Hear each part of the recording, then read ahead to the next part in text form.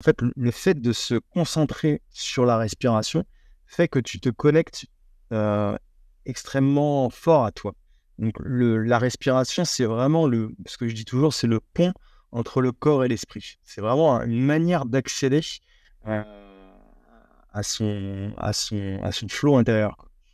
Et on essaye, on arrive en fait, grâce à la respiration, on est dans une forme vraiment de méditation. Quand je plonge, c'est un instant méditatif, je suis dans une bulle méditative, en fait.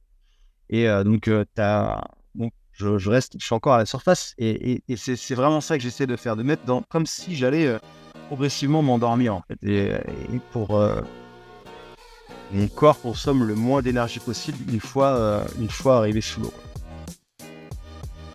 L'impossible n'existe pas tant qu'on n'a pas essayé. Je suis Cyril Blanchard, entrepreneur et conférencier. J'aide les sportifs à vivre de leur passion. Depuis de nombreuses années, je côtoie les plus grands coachs et athlètes. Avec Champion de ma vie, je vous propose de découvrir ensemble ces champions au parcours inspirant. Leur singularité va vous surprendre tout autant que leur simplicité. Mon but est simple, vous permettre d'acquérir les clés pour atteindre à votre tour vos objectifs. Tout le monde est capable de réaliser ses rêves. Devenez à votre tour champion de ma vie. En gros, quand les gens ils entendent parler d'apnée, c'est Mmh. soit un record, soit un mec qui est mort, Ouais, tu vois? Donc ils ont chacun ses propres références, ok. on entend souvent parler. À l'époque, c'était le Grand Bleu, maintenant c'est la série Netflix. Et oui, évidemment, ça fait parler et puis ça remet un peu un pied dans le monde, Mmh. apnée, le sport un peu, marginal, suicidaire, où on sait pas trop si le mec il veut remonter ou s'il fait ça pour frôler la mort, ou bon, ce côté un peu mystérieux qui est pas encore très clair pour les gens et pour le grand public. On a toujours un peu cette idée, ouais, de l'apnéiste un peu, ouais, on sait pas trop dans quel monde il veut évoluer, s'il veut se rapprocher de la mort ou alors c'est parce qu'il y a un truc au fond, et qu'il veut aller chercher, donc Mmh. c'est toujours, non, non, on peut en discuter. Eh ben Mathieu, on en Parce que discute c'est déjà parce que ouais, d'habitude je fais le clap pour démarrer l'interview. Là, je l'ai pas fait. Bah, figure-toi que d'accord. ça a démarré parce que nos OK. auditeurs auront D'ac eu, non pas eu un off replayé, tu vois, mais ils Ouais, t'auront entendu, voilà, avec cette intro où tu nous oui, parles de Steve. Donc, on a démarré l'interview, figure-toi Mathieu, avec Steve, quelqu'un que tu as connu et donc avec cette série, ce documentaire que nos auditeurs ont peut-être vu, découvert, il n'y a pas si longtemps que ça sur Netflix, qui s'appelle Au plus profond. Euh, je vais démarrer avec ça parce que finalement c'est pas de l'actualité ultra chaude, ça fait quelques mois qu'il est sorti ce docu, ouais, mais en fait on va démarrer par là parce que ma femme était en train de regarder ce documentaire, moi j'étais en train de travailler sans doute dans une autre pièce et je OK. l'entendais en train d'écouter ça et à la fin je lui ai demandé alors ce docu, tu me le recommandes, il me dit je te dis rien, regarde-le. Et Mmh. donc voilà, pour celles et ceux qui sont de ma génération, qui ont baigné avec Luc Besson et le Grand Bleu, enfin baigné au sens figuré, quoique, ceux qui sont un peu plus jeunes, qui ont vu des clips avec Rihanna, un clip notamment avec des danseurs sous l'eau, Mmh. ou encore plus récemment, comme tu le disais Mathieu, ce documentaire avec Steve que tu as connu dans le monde de l'apnée, donc sur Netflix, c'est reproduit donc c'est ce documentaire dramatique parce que bon, je spoil Mmh. pas la fin, mais bon, c'est quand même quelqu'un qui a disparu sous les eaux, dans les abîmes. Je sais pas si on dit comme ça d'ailleurs. Donc on va avec toi explorer les fonds marins parce que Mmh. j'ai le plaisir, l'honneur d'avoir dans le podcast aujourd'hui, champion de ma vie, Mathieu Marayo, qui est un des meilleurs mondiaux dans sa discipline, qui est l'apnée. Alors tu vas nous expliquer les différents types d'apnée. Oui. Qu'est-ce qui t'a amené à ça? Et puis en fait, ouais, je vais commencer avec ça finalement parce que dans ce documentaire, on se rend compte de certaines choses, que notamment la passion est plus forte que tout parfois et que ça peut se respecter. Et finalement, dans ton parcours qu'on va explorer ensemble, il y a eu cet appel de l'eau qui a été plus fort que tout parce que t'es pas né au bord de l'eau, t'es né en région Non, parisienne, je ouais, crois. Et finalement, voilà. Donc je bien fais sûr. une intro un petit peu longue, mais on va vraiment, vraiment dans le champion de ma vie aujourd'hui aller dans les profondeurs de l'eau, mais peut-être aussi quelque part dans les profondeurs de l'être humain, parce que finalement, si on a tous été captivés par ces histoires des fonds marins, c'est quelque part, il y a quelque chose qui vibre en nous, d'intense, de profond, et donc on a peut-être besoin d'aller chercher au plus profond de soi pour découvrir qui nous sommes. Alors, qui es-tu, Mathieu? Vaste question. On va peut-être commencer par le début. Raconte-nous ton histoire. Déjà, t'es né où? Si tu devais te Ouais, décrire aujourd'hui, tiens, décris-nous un petit peu le personnage qu'on a en face de nous. ok. Bah oui, je m'appelle Mathieu Maraillou, j'ai 36 ans. Mhm. Je vis dans les Yvelines, donc ouais, comme tu l'as dit, loin de la mer. Mais ça n'a pas toujours été le cas, j'ai beaucoup voyagé. Et voilà, je suis donc apnéiste Mhm. et je pratique donc l'apnée en profondeur. Ça fait maintenant 10 ans, une bonne dizaine d'années que je pratique cette discipline, ce sport, euh, qui est devenu bien plus que ça en fait au Ouais. fur et à mesure du temps. C'est devenu en fait un style de vie, quoi. C'est-à-dire que ça m'a ça, ça a bouleversé ma vie et ça continue d'avoir un impact sur elle. Et oui, ça a bouleversé d'un point de vue positif, je l'entends. Mhm. Et ça a engendré de nombreux changements sur ma personne, sur le plan, alors, un petit peu sur le plan physique, mais surtout sur le plan émotionnel, psychologique, mental. Voilà, ça m'a énormément apporté. Mhm. Et c'est pour ça que je dis souvent que je suis apnéiste et je dis pas que je fais de l'apnée. Parce que il y a une petite différence Mhm. dans la façon dont tu le dis. Quand je dis que je suis apnéiste, c'est que, c'est que je le suis dans tout mon être, quoi. C'est Et ta que, discipline, c'est un sport. ouais. Tu le fais de façon professionnelle à 100%?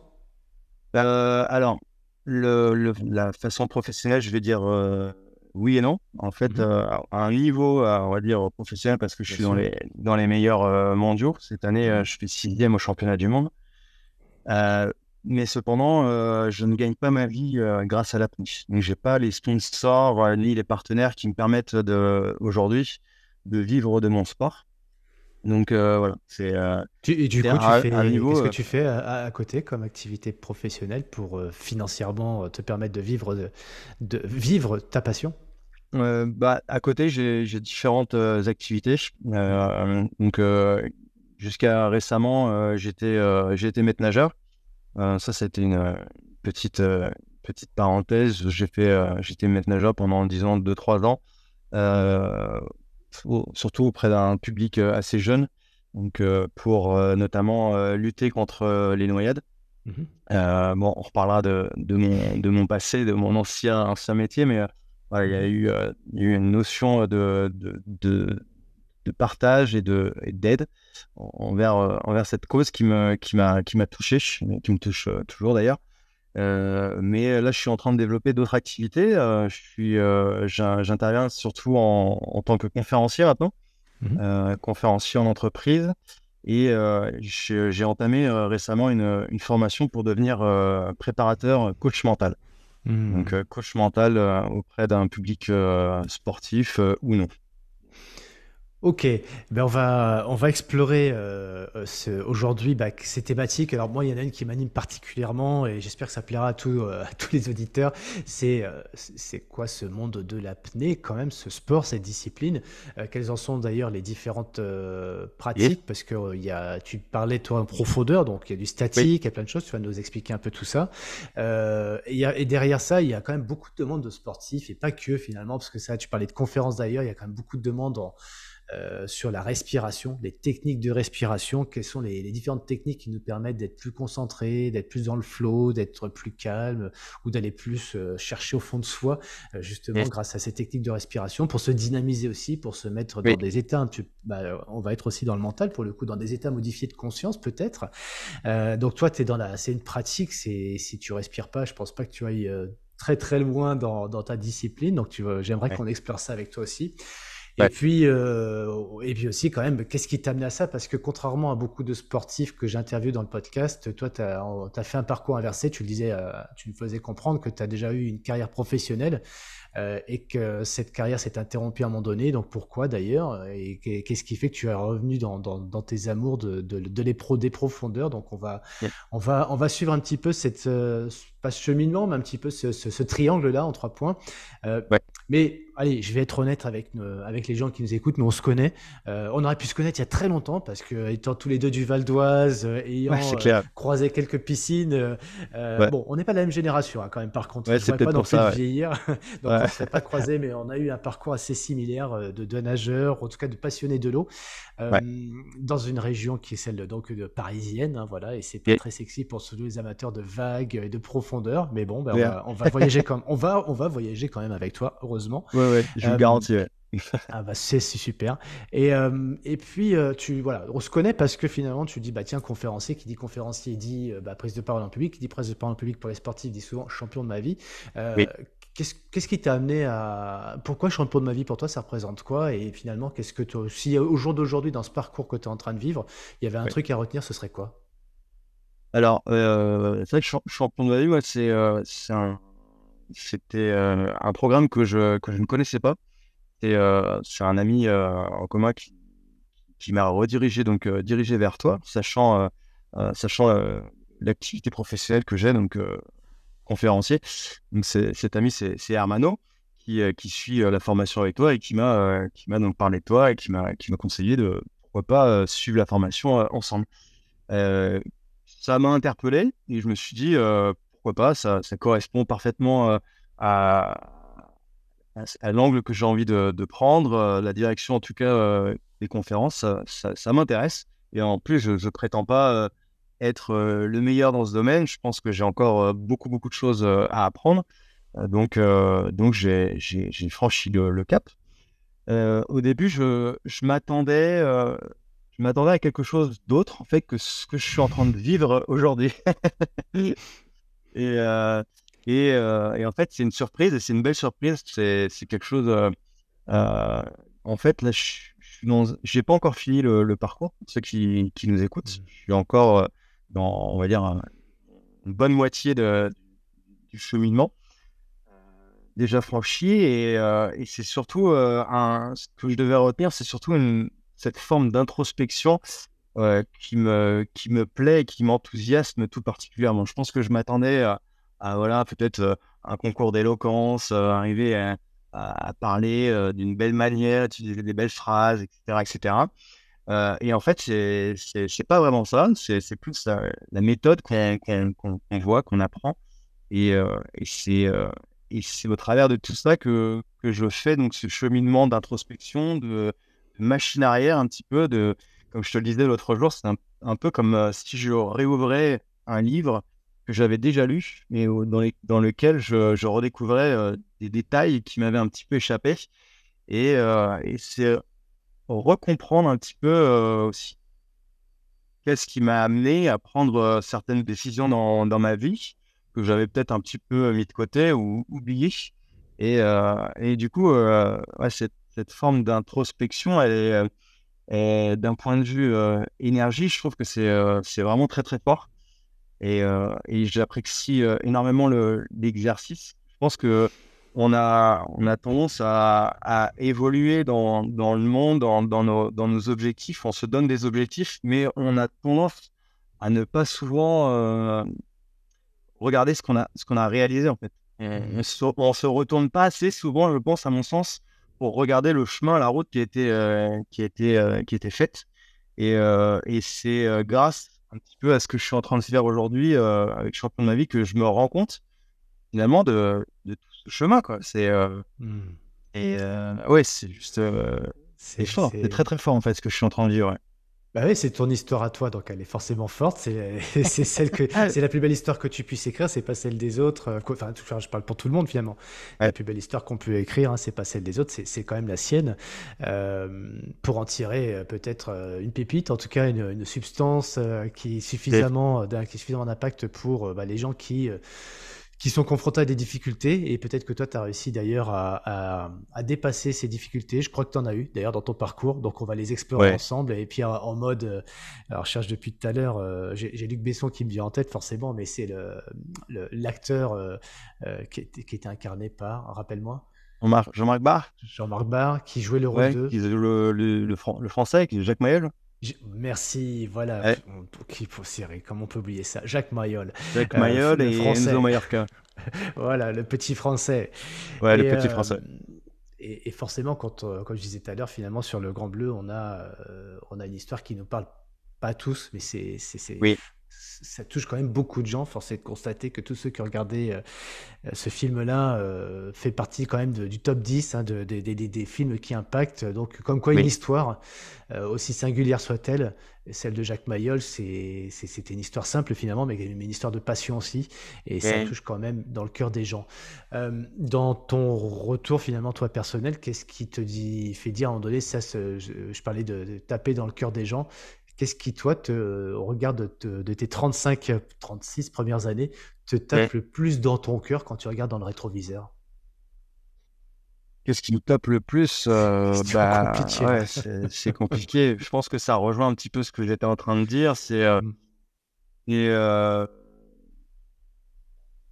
c'est vraiment ce chemin parcouru. Alors, je vais pas repartir de l'époque où j'étais à la maternelle. Je vais vous épargner ça, mais dans ma vie, il y a eu un passage entre mon ancienne vie professionnelle. Moi, je vais le dire, je suis ancien pompier de Paris. Et ben justement, qu'est-ce qui t'a Ouais. amené à devenir un pompier, et qui plus est pompier de Paris, donc militaire? Ouais. Ça commence comment cette histoire? C'est quoi cette passion pour Alors, le képi, pour l'armée, pour les valeurs? Qu'est-ce qui t'amène là-dedans? bah, en fait, ce qui m'amène là-dedans, c'est surtout des difficultés scolaires. Mhm. J'ai un parcours scolaire, je vais pas dire chaotique, parce que je m'en suis sorti, on va dire, mais j'arrivais pas à trouver ma place. Donc, quand j'étais ado, déjà, j'étais très introverti, très timide. On me demandait de lire en classe, c'était la panique à bord, je devenais tout rouge, je perdais mes moyens, c'était très compliqué. Et après, j'ai eu pas mal de problèmes de santé quand j'étais jeune, quand j'étais enfant et adolescent. Du coup, j'ai loupé beaucoup l'école et j'ai passé pas mal de temps chez le médecin, à l'hôpital aussi, pour des raisons de santé. Et ça me... Tu peux nous dire quoi? C'est pas Ouais, indiscret? alors en gros, j'avais beaucoup d'allergies. Mhm. Et j'ai eu aussi une intervention chirurgicale au niveau de l'estomac. Mhm. Donc, qui me causait en fait des reflux gastriques à répétition. Et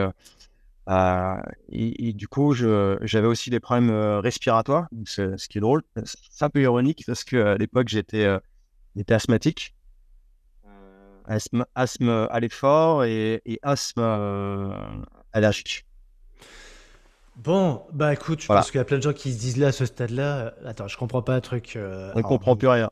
Bah, moi, je comprends tout parce que c'est mon parcours. Ouais, Enfin, bref, je suis rentré dans mon détail, on est sur toi. ouais. Mais comment quelqu'un d'asthmatique, qui a des problèmes d'allergie, etc., se met Et, un jour à faire de l'apnée? Et comment se ouais, fait-il qu'un mec si timide et introverti se dise un jour, je vais faire des conférences et je vais prendre la parole en public? Alors, il s'est passé des choses entre-temps, on va découvrir ouais. tout ça, mais c'est quand même fou, quoi. Il y a eu une On part de évolution. Ouais. loin, Ouais, quoi. ouais. Il y a eu Hmm. il y a une franche évolution. Ouais. Là, je te reparle de l'époque où j'étais gamin. Là, Mhm. maintenant, je suis un adulte. Il y a eu énormément de chemin. Et juste pour en finir avec cette histoire de problème de santé, quand j'étais môme, je faisais de la natation. Donc, tu sais, hein, je faisais beaucoup de natation. À l'âge de 10 ans, j'avais un rêve, en fait, c'était de participer aux Jeux Olympiques. euh, en tant que nageur. Et finalement, en fait, ce rêve, il ne pourra pas se réaliser puisque je vais être contraint d'arrêter la natation justement à cause de mes problèmes de santé.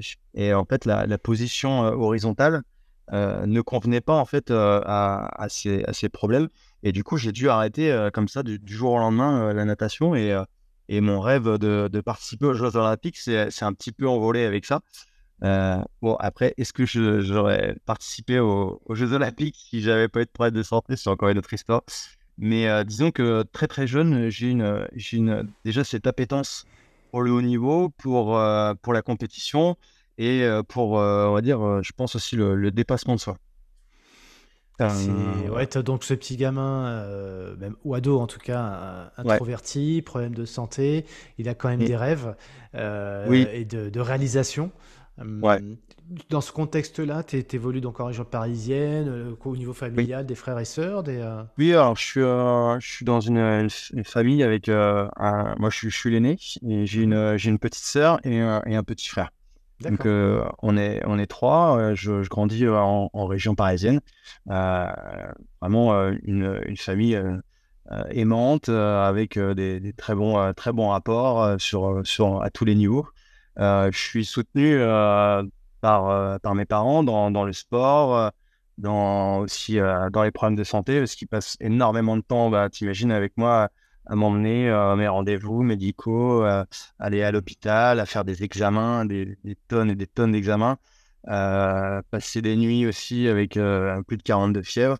Voilà. Donc, des parents qui ont été très, très présents et qui le sont toujours d'ailleurs, et qui ont vraiment compté et qui comptent Mhm. énormément pour moi encore.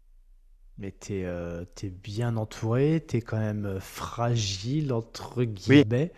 ah oui, complètement. Ouais, je suis fragile d'un point Mais de vue alors, santé. tu vois, alors Ouais. il y a eu un premier déclic, mais qui est pas le bon, c'est qu'en gros, c'est le petit gamin rêveur, on lui brise un petit peu ses rêves parce que, bah voilà, pour les raisons de santé, enfin, c'est la vie, c'est comme ça.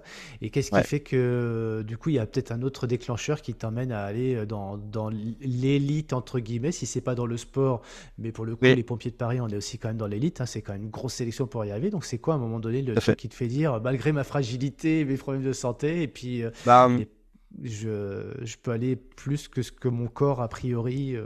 ouais, alors disons que le sport, ça a quand même été toujours vraiment le centre névralgique. C'est-à-dire Mhm. qu'à l'école, c'était vraiment par cette matière-là que je me suis exprimé et que j'arrivais un peu en fait, à exploiter mon potentiel. Donc, c'était vraiment au travers de sport Mhm. que j'arrivais à m'épanouir, quoi. Et donc, moi, j'avais pas beaucoup d'heures par semaine. J'aurais rêvé de faire sport-études pour faire plus de sport, mais malheureusement, mon niveau scolaire ne me le permettait pas. Du coup, il fallait que je me contente des 2, 3, 4 heures de PS dans la semaine. Et c'était pour moi bien insuffisant, quoi. Donc après, sur les bancs de l'école, moi, je me faisais chier, en fait. Mhm. Je tenais pas en place. J'avais l'attention qui partait. Je me rappelle quand j'étais au collège, je m'asseyais dernier rang au bord de la fenêtre. J'avais dessiné sur ma table une boussole. Et quand les avions ils passaient par la fenêtre, je regardais la direction par rapport à ma boussole et je m'imaginais dans quel pays, dans quelle destination ils pouvaient partir. Donc toujours un peu la tête dans les nuages, toujours un peu à rêver. Et du coup, voilà, force est de constater que, il fallait bien que je trouve un métier, que je fasse quelque chose de ma vie. Et je me suis en fait penché sur des métiers d'action ou des Mhm. métiers avec le sport vraiment en- au centre de l'attention, quoi. Donc Ouais, il y mais a eu. en général, c'est la filière classique toute tracée, c'est le STAPS, tu vois. Enfin, je sais pas si on dit toujours Oui, STAPS aujourd'hui, mais c'est. Et toi, tu fais pas ça. mais non, parce qu'en fait, le STAPS, ça me demandait de passer encore des années derrière les bancs de l'école et moi, j'en pouvais plus, Non. en fait. Je tenais plus en place. D'accord. Il fallait que je passe à l'action. Il fallait que je sois debout. Il fallait que je bouge. Il fallait que, voilà, j'avais une vingtaine d'années. Voilà, fallait que je fasse quelque chose, quoi, vraiment. Ouais. Et du coup, il y a eu deux idées. C'était, un, la gendarmerie. Deux, les pompiers. Mhm. Et il y a toujours eu aussi cette appétence pour le sport aquatique, donc pour Mhm. la natation, pour la plongée, etc. Et je me suis dit, bah, si je rentre dans un corps militaire, il y a aussi des possibilités que je sois avec une spécialité d'homme grenouille, Mhm. d'homme aquatique, quoi. Donc je me suis dit, tiens, ça peut vraiment faire l'affaire. Et du coup, bah, c'est finalement chez les pompiers de Paris que je suis. que ma décision se fait d'aller en fait tenter le concours à la brigade des sapeurs-pompiers de Paris, quoi. Et là, Ouais, d'accord. Ouais, de j'ai tenter le 22 ans, là. concours. Ouais, mais Ouais. tenter le concours, il y a le tenter et le réussir. Oui, voilà. Alors, Et moi, tu je le suis réussis? arrivé. Ouais, ben, ouais, je réussis. Ouais. Ouais, je Ah, réussis. moi, quand bon, une fois de plus, on n'est pas de la même génération, mais quand même, je pense que c'est toujours un peu pareil. Quand c'est l'élite, tu rentres pas comme Mais, ça. Il faut un niveau, quoi. ouais, il y Et avait un moi, je niveau suis resté un peu sportif, en fait. bloqué. Ouais, alors tu dis que tu fais du sport, que tu es passionné pour ça, mais je suis resté quand même bloqué sur le truc de je fais de l'asthme, je fais Ouais, des allergies, j'ai des problèmes gastriques, ouais, d'acidité, j'imagine, au niveau de la exactement. Ouais. régulation acide basique dans Ouais. l'estomac. Donc, Mais en fait, il y a eu un passage à l'hôpital, ouais. une opération qui m'a soulagé en fait de tout ça. Et ça a été en fait une opération pour modifier en fait une malformation physiologique, quoi. Le clapet œsophagien qui restait constamment ouvert. En fait, ils sont venus faire un acte chirurgical. Et en fait, à la suite de cette opération, ça a changé ma vie Hmm. d'un point de vue santé, quoi. Donc là, je me suis mis en fait à grandir, je me suis mis à maigrir, et puis mes performances dans la vie, D'accord. et puis je me suis senti beaucoup mieux, quoi. Ça t'a remis Ça, en confiance et du coup, le rêve de d'être pompier, là, oui, pour le coup, ça ouais, devient une possibilité, quoi. Hmm. ouais, ouais, et puis bah, surtout D'accord. que tu vois, bah, je me fais opérer, j'ai 12 ans. Donc Ouais, d'accord, oui, ok. Hmm. voilà. Donc, et à 12 ans, voilà, je commence Hmm. à reprendre un peu pied face à toutes ces difficultés de, scolaires, etc. Tu vois. Hmm. Et les pompiers, en fait, j'arrive au test de sélection un peu méga entraîné parce que j'ai eu le temps de me préparer. Et à l'époque, j'ai fait beaucoup de courses à pied. Vers l'âge de 16-17 ans, je commence à faire de la course à pied. Je commence par faire des 10 km, je fais un semi-marathon. Et la veille de mes 20 ans, je cours mon premier marathon. Hmm. Donc ça m'a beaucoup aidé chez les pompiers parce que j'arrive avec une endurance de fou furieux. Et puis, je me suis aussi préparé musculairement parlant. Je savais qu'il y avait le test des tractions. Donc, moi, j'étais chez mes parents, je vivais chez mes parents et je passais mes journées à une époque à faire des tractions sur le rebord du balcon dans le jardin. Donc, je suis arrivé, j'étais en canne, quoi, comme on dit. Hmm. Bien affûté. Ouais, Et bien affûté. Puis, j'avais la partie en plus aquatique où j'étais nageur. Donc, ça n'a pas du tout posé de problème, quoi. d'accord. Donc, les tests de sélection, ça ça a été assez facile, mais comme Mhm. je le dis souvent, c'est pas tant les tests de sélection qui sont difficiles, c'est plutôt la formation en elle-même qui, elle, pour le coup, est longue, où on est Mhm. testé bah, sur notre endurance au quotidien, sur notre faculté à travailler en équipe, travailler avec la fatigue, travailler sous pression. Et là, en fait, on fait nos classes, quoi. Les Ça dure pompiers de combien de Paris, temps? ça a duré 6 mois. Donc, tu as Donc 6 mois où c'est là, faut s'accrocher, quoi.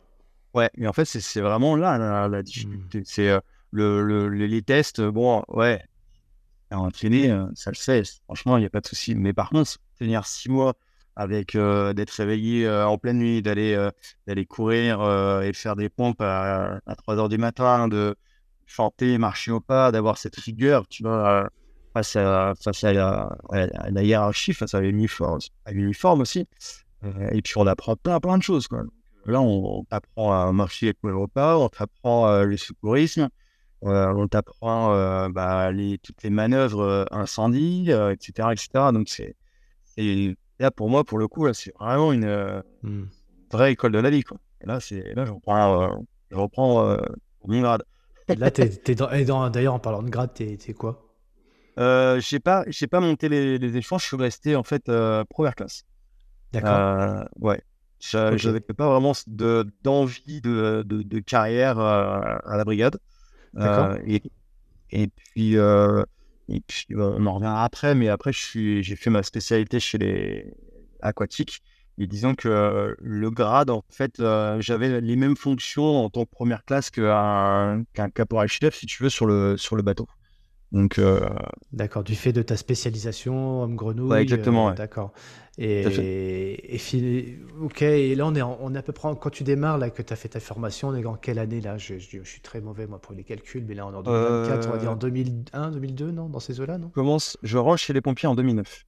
Ah non, c'est plus tard, tu vois, je calcule vraiment pas bien, 2009. Ouais, ouais, Euh, et, et en fait, tu parlais tout à l'heure de servir, d'aider les autres, de faire le don, et quand tu te retrouves ouais, chez les pompiers de Paris, tu étais vraiment dans tu te retrouves là-dedans, donc d'aider les personnes, de sauver des vies, ça fait ouais, partie complètement. Ouais. Bah, de tes c'est motivations? ça, en fait, c'est ça qui m'a animé au départ. Moi, c'était tu sais, quand je regardais des reportages à la télé, tous les reportages que je pouvais trouver sur YouTube des pompiers, moi, quand je voyais, enfin, ça me dressait le poil, quoi. C'était, moi, je voulais aller dans les feux, aller secourir, enfin, je voulais aider au truc, quoi. Ça avait vraiment du sens, quoi. La devise sauver ou périr, je la redis encore aujourd'hui, ça me fie encore des frissons, tu vois. Enfin, pour moi, le don de soi pour l'autre, il est vraiment à son plus haut niveau, tu vois. Et ouais, ça a été des années, comme je dis, de service. Service pour la nation, entre guillemets, tu vois. Je pense que à l'époque, j'aurais aimé faire le service militaire j'ai trouvé un petit peu ce que je recherchais dans tout ça. Non, ça a été une école de la vie qui a été formidable. Si c'était à refaire, je la referais exactement pareil parce que ça m'a vraiment, ça m'a fait grandir, ça a été très fort comme expérience. Hmm. J'essaie de me rappeler le petit Mathieu quand tu l'expliquais tout à l'heure, qui avait besoin de bouger. Donc là, j'imagine qu'il est bien servi. Ouais, Mais tu parlais aussi du petit Mathieu qui aimait voyager, oui, qui avait les yeux en l'air, qui voulait être un ouais, aventurier. Est-ce que ouais. tu retrouves cette notion d'aventure dans ton quotidien? Est-ce que ça te fait vibrer? Parce que je t'imagine à Paris, le quotidien, c'est pas juste aller sauver des gens, c'est quand même Ouais. c'est des choses que tu dois faire tous les jours, que tu as ta série barbative, répéter des exercices, faire des. Enfin, Enfin voilà, moi j'imagine, je connais pas, je suis très curieux parce qu'en fait c'est quelque chose que j'aurais aimé faire, moi. Tout ce que tu as vécu, que ce soit ouais. l'apnée ou de servir en tant que pompier dans l'élite, Il est jamais trop c'est des tard, hein. choses qui non, non, non, c'est bon, j'ai fait d'autres choses qui vont bien plus pour compenser ça. Mais c'est vrai, du coup, je suis très curieux de savoir, donc, quand on est Ouais, pompier de Paris, mes copains qui l'ont été d'ailleurs avant toi, des ouais. générations d'avant, tu sais, qui faisaient dans le sport aussi à côté, les raids d'aventure, des choses comme ça. On sent bien ce côté aventurier, mais j'entendais chez eux quand même certaines frustrations aussi d'être un peu dans la ville Ouais. c'était un peu dur quand même, quoi. Pour l'épanouissement Mais en fait, personnel, en tout cas. ce qu'il faut savoir, j'ai sauté une toute petite étape. Ah, C'est que entre le moment où je fais les tests de sélection et le moment où je suis recruté, il se passe un sacré laps de temps parce il y a quand même pas mal de temps d'attente. On est beaucoup à être recruté à cette époque-là. mhm. Du coup, il y a de l'attente. Et moi, pendant cette attente, je vais commencer par aller trouver un petit boulot. Je deviens serveur dans un restaurant. Pendant quelques mois, j'engrange un peu d'économie. Et là, je prends un billet en fait pour aller voyager. Donc, je pars pendant 2 mois en Asie. Je vais traverser toute la Thaïlande et toute la Malaisie avec un sac à dos. Et là, c'est mon premier voyage. J'ai 21 ans. Où je suis parti tout seul, une aventure de dingue. Et quand je rentre, en fait, après ces 2 mois de baroud, je dis à ma mère, j'ai plus envie d'être pompier, je veux aller vivre en Australie. Ah ouais, ouais, ouais. Je veux me barrer, je veux aller faire ramasser les cerises, je ne sais trop quoi, en Australie. C'était l'époque voilà, où tout le monde prenait le visa Working Holiday, hein. Et en fait, moi, je me retrouve en mode, je sais, j'ai plus envie d'être pompier, en fait. Mhm. Je veux voyager, quoi. Ça m'a trop intrigué, cette histoire. Mhm. C'était complètement dingue. J'ai envie de vivre ça encore et encore. Et, euh, et au final, il y a un espèce de dilemme qui va se passer pendant plusieurs mois en mode est-ce que je vais à la brigade ou est-ce que je vais en Australie? Et ça a été un choix hyper dur à faire. Mais Mhm. ça m'a hanté, quoi. C'est-à-dire que je pensais à ça jour et nuit. Dans ma tête, c'était soit je vais à gauche, soit je vais à droite. Mais l'une décision doit être Mhm. complètement opposée à l'autre, quoi. Mhm. Et je me dis, mais quel choix je peux faire, quoi. C'est complètement fou. Tu fais ton choix par défaut, tu lis, tu écoutes des gens, tu vas rencontrer des personnes pour En t'aider, fait, tu... je fais un choix. À l'époque, j'étais en couple. Mhm. J'étais en couple avec une nana. Et en gros, c'était soit je quittais tout, soit je restais, quoi. Et si je restais, bah, ça faisait aussi un peu plaisir bah, à mon ex de l'époque et surtout à ma mère. Et je me rappelle, c'était à l'époque, c'était le mois d'avril, c'était mon gâteau d'anniversaire. Et sur mon gâteau, elle me dit, bon alors, je mets quoi? Je mets un camion de pompier ou je mets la carte de l'Australie? Ah. Et je fais, bah mets le pompier, quoi. Et en fait, c'est là que je lui ai dit, à mon anniversaire, j'ai dit, bon, bah, j'ai choisi, je vais être pompier, je vais m'engager à Bon, la brigade. t'as quel âge? 22? J'ai 22 ans. Ok, là t'en as 36. Ouais, On sait ce que tu fais aujourd'hui. Enfin, du moins, on sait que la vie n'est plus celle de pompier, en tout cas aujourd'hui. ouais. La question que j'ai envie de te poser là tout de suite, si tu reviens là maintenant, tu as 22 ans, est-ce que tu fais le même choix, sachant tout ce qui s'est passé? Ah ouais, ouais, je refais pareil. Ouais. Ouais. Ok. Pourquoi? Le choix serait peut-être plus facile à prendre, bah, parce que la brigade, moi, Mhm. c'est un passage je te dis, qui m'a changé, quoi. Qui m'a fait grandir de beaucoup de manières Mhm. et j'ai fait des très belles rencontres aussi. J'ai rencontré un de mes meilleurs amis qui est devenu mon témoin de mariage. Je suis devenu son témoin de mariage. On est comme des... Indiscrétion pour indiscrétion, c'était pas la même personne avec laquelle tu t'es marié que celle qui était là pour tes 22 ans. Non, pas du tout. Du Rien coup, à voir. non, et du coup, tu vois, c'est pour ça que je me posais un peu la Ouais, question. Tu vois, des fois, on fait des choix aussi parce que ouais, les enfants, parce que son conjoint ou sa tout à conjointe, fait. Ouais. et on met un petit peu entre parenthèses un choix de cœur. Ouais. Mais ce que tu me dis là, c'est que ouais, j'ai peut-être pas fait un choix de cœur, mais je le regrette pas parce qu'entre-temps, j'ai découvert plein d'autres Ouais, parce que personnes derrière, et j'ai une entre-temps, il y a expérience incroyable. eu une expérience de fou. Ouais, ouais, D'accord, ok. ouais, Pas de complètement. Ouais. regret. Pas de regret, zéro, jamais. Alors, Non. du coup, tu vas aux pompiers à Ouais, Paris quand même. Ouais, c'est vrai, hein, quand même. C'est le rêve de beaucoup de gens. D'ailleurs, ça me fait penser à Joachim, hein, que j'ai interviewé il n'y a pas très longtemps pour oui, travailler dans le podcast. Joachim Parizeau, ouais, qui avait le rêve aussi d'être pompier de Paris et qui a eu énormément de problématiques pour vivre son rêve, notamment lié à des problèmes de ses yeux, hein. ouais. Euh, J'ai écouté son podcast d'ailleurs. ah, moi, je le trouve passionnant ce podcast parce qu'il y a une Ouais, ouais, il a une simplicité déjà histoire. d'une, mais une histoire derrière qui en fin de compte, on Ouais, se dit finalement à la fin, quand je l'écoute, je me dis putain, enfin, l'enseignement que j'en tirais, ouais, c'est souvent cette petite phrase qu'on retient, vise la lune, au pire tu toucheras les étoiles. Bah lui, c'est ouais, exactement ça son parcours, quoi. Il visait la lune, puis le jour où il touche la lune, finalement, bah non, il va faire autre chose, c'est incroyable. ouais, c'est Comme clair. quoi. Ouais, Comme quoi. Bon, enfin, je vous invite à écouter, mais là on est avec toi, ouais. Mathieu, et c'est pareil un peu là, finalement, parce que toi, pour le coup, par contre, t'es pompier de Paris, et tu Oui, vas pas y rester toute une carrière, parce que on a compris que derrière, il y a une autre passion qui est l'apnée et les voyages, ouais. et aujourd'hui, voilà, qu'est-ce qui fait que En tu fait, vis, tu te réalises à ce pour, moment-là? pour revenir un petit peu Ouais, sur ta question de tout à l'heure, si ouais, je me sentais pas mhm. trop étriqué, Oui, oui, oui. à Paris, en fait, la chance que j'avais, c'est que j'avais quand même beaucoup de vacances. Mhm. Contrairement à la majorité des gens, j'avais pas mes 5 semaines, mais j'en avais 9. Mhm. Et en fait, ça a vraiment joué dans la balance parce que pendant que j'étais pompier, et ben, j'ai réussi à continuer à voyager. Et en fait, moi, je prenais un coup 5 semaines et un coup 4 semaines. Et les autres, ils me regardaient comme un extraterrestre. Ils me disent, mais attends, mais tu vas prendre 2 fois 2 gros voyages. Et après, toute l'année, genre, tu vas en trimer. Et les mecs, en fait, ils prenaient 3 jours par-ci, 5 semaines par-là, Mhm. enfin 5 jours par-là, une semaine par-là. Je fais, non, mais moi, je veux partir à l'autre bout du monde. Il faut au minimum un mois, quoi.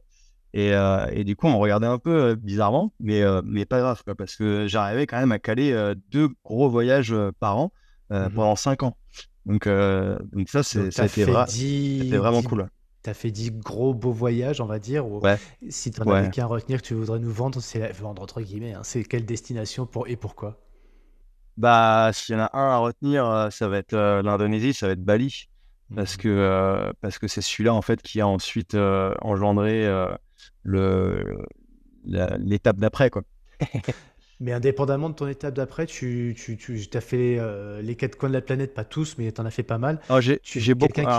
à Ouais, l'époque, surtout en Asie, parce ouais. que c'était pas trop cher, parce que je parlais anglais et pas espagnol, et que il y avait, et que c'était facile. J'avais eu l'habitude de ça. J'ai commencé avec la Thaïlande, et puis après, Hmm. j'ai fait le Cambodge, j'ai fait l'Inde, j'ai fait, bon, j'en ai fait beaucoup par là-bas, quoi. Et je reviens sur ma question, excuse-moi. C'est pas, c'est quoi le coup de cœur, tu vois, tu arrives à un endroit de la planète, tu dis, waouh, à part Bali, parce qu'on va en parler après du coup, mais tu ouais. dis, waouh, waouh, là, arrêt sur image, je crois que je peux, à cet instant, ma vie peut s'arrêter, c'est le plus beau moment de ma vie, quoi. Bah, moi, ce qui m'a vraiment fait kiffer dans les voyages, c'est de me retrouver dans des endroits complètement qui n'avaient rien à voir avec chez moi, quoi. Où, Hmm. où la bouche n'était pas la même, où les gens n'étaient pas la même, le système de pensée, de fonctionnement n'était pas le même, où les gens ils vivent avec quasiment peu, là où j'étais, avec pas grand-chose en tout cas. Hmm. Et ouais, c'est vraiment tout ce dépaysement à chaque fois j'allais chercher, quoi. Et puis, Et t'en les, revenais avec, quand tu revenais justement à Paris, qu'est-ce que ça t'apporte justement ces voyages? Tu reviens avec quoi? bah, En termes d'état d'esprit, tu vois? avec, avec la conscience que je vis dans un pays où j'ai de la chance, quoi, en fait. Je me rends Vraiment, compte c'est pas un que... concept, ça. De quoi? C'est pas un concept, c'est vraiment ce que tu ressens. Tu te dis en France, enfin, je suis bien où je suis, j'ai de la chance, pas, je suis bien là. Bah ouais, parce qu'en fait, je me rends compte qu'on a souvent tendance à cracher dans Mm. la soupe. Mm. En tout cas, en tant que Français, on est quand même souvent à se plaindre très très très régulièrement. Et d'ailleurs, tu les rencontres, les Français à l'étranger, c'est oh, le bus il est en retard, machin, je sais pas quand est-ce qu'on va arriver à l'hôtel. Oh, la bouffe elle est dégueulasse, ça, c'est froid. Et regarde l'autre, il dort à moitié. Ouais, non, mais les gars, arrêtez de vous plaindre, quoi, franchement. Et en fait, c'est ça que je me rends compte et je me dis, Mm. moi, j'ai vécu dans des voyages où, moi, à un moment donné, je suis parti, j'ai vécu dans une tente pendant 2 mois sur un matelas gonflable avec une douche froide, quoi. J'ai été en Inde, j'ai vu c'est quoi la misère, quoi. La misère du monde, je l'ai prise en plein fouet dans la tronche quand t'as des gens qui viennent te demander à manger, à qui il manque une jambe ou une main ou je ne sais trop quoi. Ouais, t'en prends plein la gueule, quoi. Et tu rentres chez toi, tu te dis, bon, bah, ça va en fait, on n'est pas trop mal lotis quand même. Mm. Avec tout le système de santé, bon, on est quand même des privilégiés, quoi. On sent avec le temps, en fait. Enfin, quand t'as pas connu autre chose, quand t'es tout le temps dedans, tu t'en rends pas compte, tu te dis, ouais, bah, en fait, c'est normal. Bah non, c'est pas normal. T'as des gens qui vivent avec que dalle, quoi. Bon, on va pas refaire une histoire Mm. sur le monde, mais on est quand même des sacrés chanceux et C'est c'est là, important tu te de. rends compte de ce privilège, entre guillemets, et Et je ouais, reviens quand même ouais. sur ma question. Tu n'as pas eu quand même un moment où tu dis, tiens, cet endroit, est-ce que c'est en Inde d'ailleurs, ou je sais pas, mais tu vois un truc vraiment éblouissant, tu vois. Peut-être pas forcément Bah, dans la beauté de la chose, mais peut-être c'est justement la simplicité, hein. ouais, la simplicité du voyage, la simplicité de la rencontre, des échanges aussi qui sont tout Mm. simples. Des fois, tu sais, t'as des gens, ils ont rien, mais ils se mettent en quête pour t'accueillir chez eux. Eux, ils mangent par terre et toi, t'as interdiction de manger par terre. Et tu te rends compte que tu fais presque partie de leur famille à cet instant-là, tu vois. Et c'est plus les rencontres finalement, plus que ce que je peux voir hein, visuellement. Alors évidemment, j'ai vu des paysages, des Mhm. choses. Le Taj Mahal, tu vois, on parlait de Nantes, j'ai vu le Taj Mahal, c'était un de mes rêves.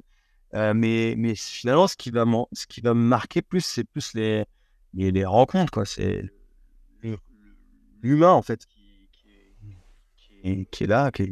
Ouais, c'est ça qui me marque, quoi. C'est les rencontres qui sont bouleversantes, des fois. Ah, tu vas nous parler de Bali alors, parce que qu'est-ce qui s'est passé là à Bali au point de te dire, bah finalement, là pour le coup, je rentre Ouais, chez moi et je me dis, ouais, je suis peut-être bien à Paris, je suis peut-être bien en France, je suis peut-être bien chez les pompiers de Paris, mais ouais. Mais il manque un truc. Et qu'est-ce qui fait qu'il manquait quoi finalement? Parce que le pompier de Paris, oui, tu as quelque chose, une instance assez prestigieuse. Bon, bah, comme tu l'as dit aussi, hein, on a au Ok. niveau de l'équilibre de vie avec entre guillemets les congés, on sait qu'elle les garde. Hein, c'est pas que Ouais. c'est beaucoup, c'est difficile hein, comme métier. On va pas dire que c'est un métier facile, Ouais, non, non, mais c'était. qu'est-ce qui fait qu'à un moment donné, tu t'en as un peu ras-le-bol ou marre, alors que globalement, ça correspond bien à tes valeurs et tes aspirations personnelles? Et ben, en fait, ce qui se passe, c'est que je, tu vois, la nana pour qui j'ai un peu hésité à partir à un moment donné, et bah, c'est elle, en fait, qui m'a largué. Et je me suis retrouvé, en fait, à être pompier célibataire. Donc, c'est-à-dire que moi, on vivait ensemble, tu vois, et je me suis fait larguer. Et je le vis très mal. Je le vis très mal, cette séparation, etc. Et en plus de ça, je perds un de mes collègues dans des circonstances assez dramatiques. Et il y a cette séparation, plus ce deuil euh, avec lequel j'ai beaucoup de mal à dealer, en fait. Euh, mais que je perds un peu le pied. Et ma façon à moi, un petit peu à cette époque-là, pour oublier, pour passer à autre chose, et ben, elle va pas être, ça va être un peu glauque, quoi, mais je vais commencer à boire. Donc, je vais commencer à boire pas mal d'alcool. Je vais commencer à sortir beaucoup, euh, très souvent, très régulièrement. Et là, je commence en fait à un rythme de vie euh, avec un mélange de cocktails pas très catholiques et qui commence à me ronger en fait de l'intérieur. Je suis un peu je suis en train de perdre pied en fait en en ayant ce style de vie pompier, voilà, où j'ai un rythme professionnel qui est effréné. Je dors pas beaucoup la nuit. Quand j'ai l'occasion de dormir, bah, je reste pas dormir, je sors en soirée ou je ne sais trop où. Et je commence à avoir ouais, des comportements qui sont plus les bons. Et notamment en intervention, des interventions de nuit où je perds patience, je perds, je suis même des fois violent, et je commence à avoir un espèce de flash en me disant, mais je peux pas continuer comme ça, quoi. Tu, tu, Et là, tu as ce flash quand tu te regardes dans le miroir ou c'est quelqu'un qui te le dit? C'est parce que ouais, alors, c'est, je vais reformuler ma question, excuse-moi Mathieu, mais entre ce moment où il y a la séparation et le deuil, il se passe combien de temps? Enfin déjà d'une de l'extérieur, on a du euh, mal à imaginer ça parce que bon, que ce soit dans l'armée, les pompiers ou même dans le sport, on ouais, parle rarement de drogue, de dépendance, d'alcoolisme, etc.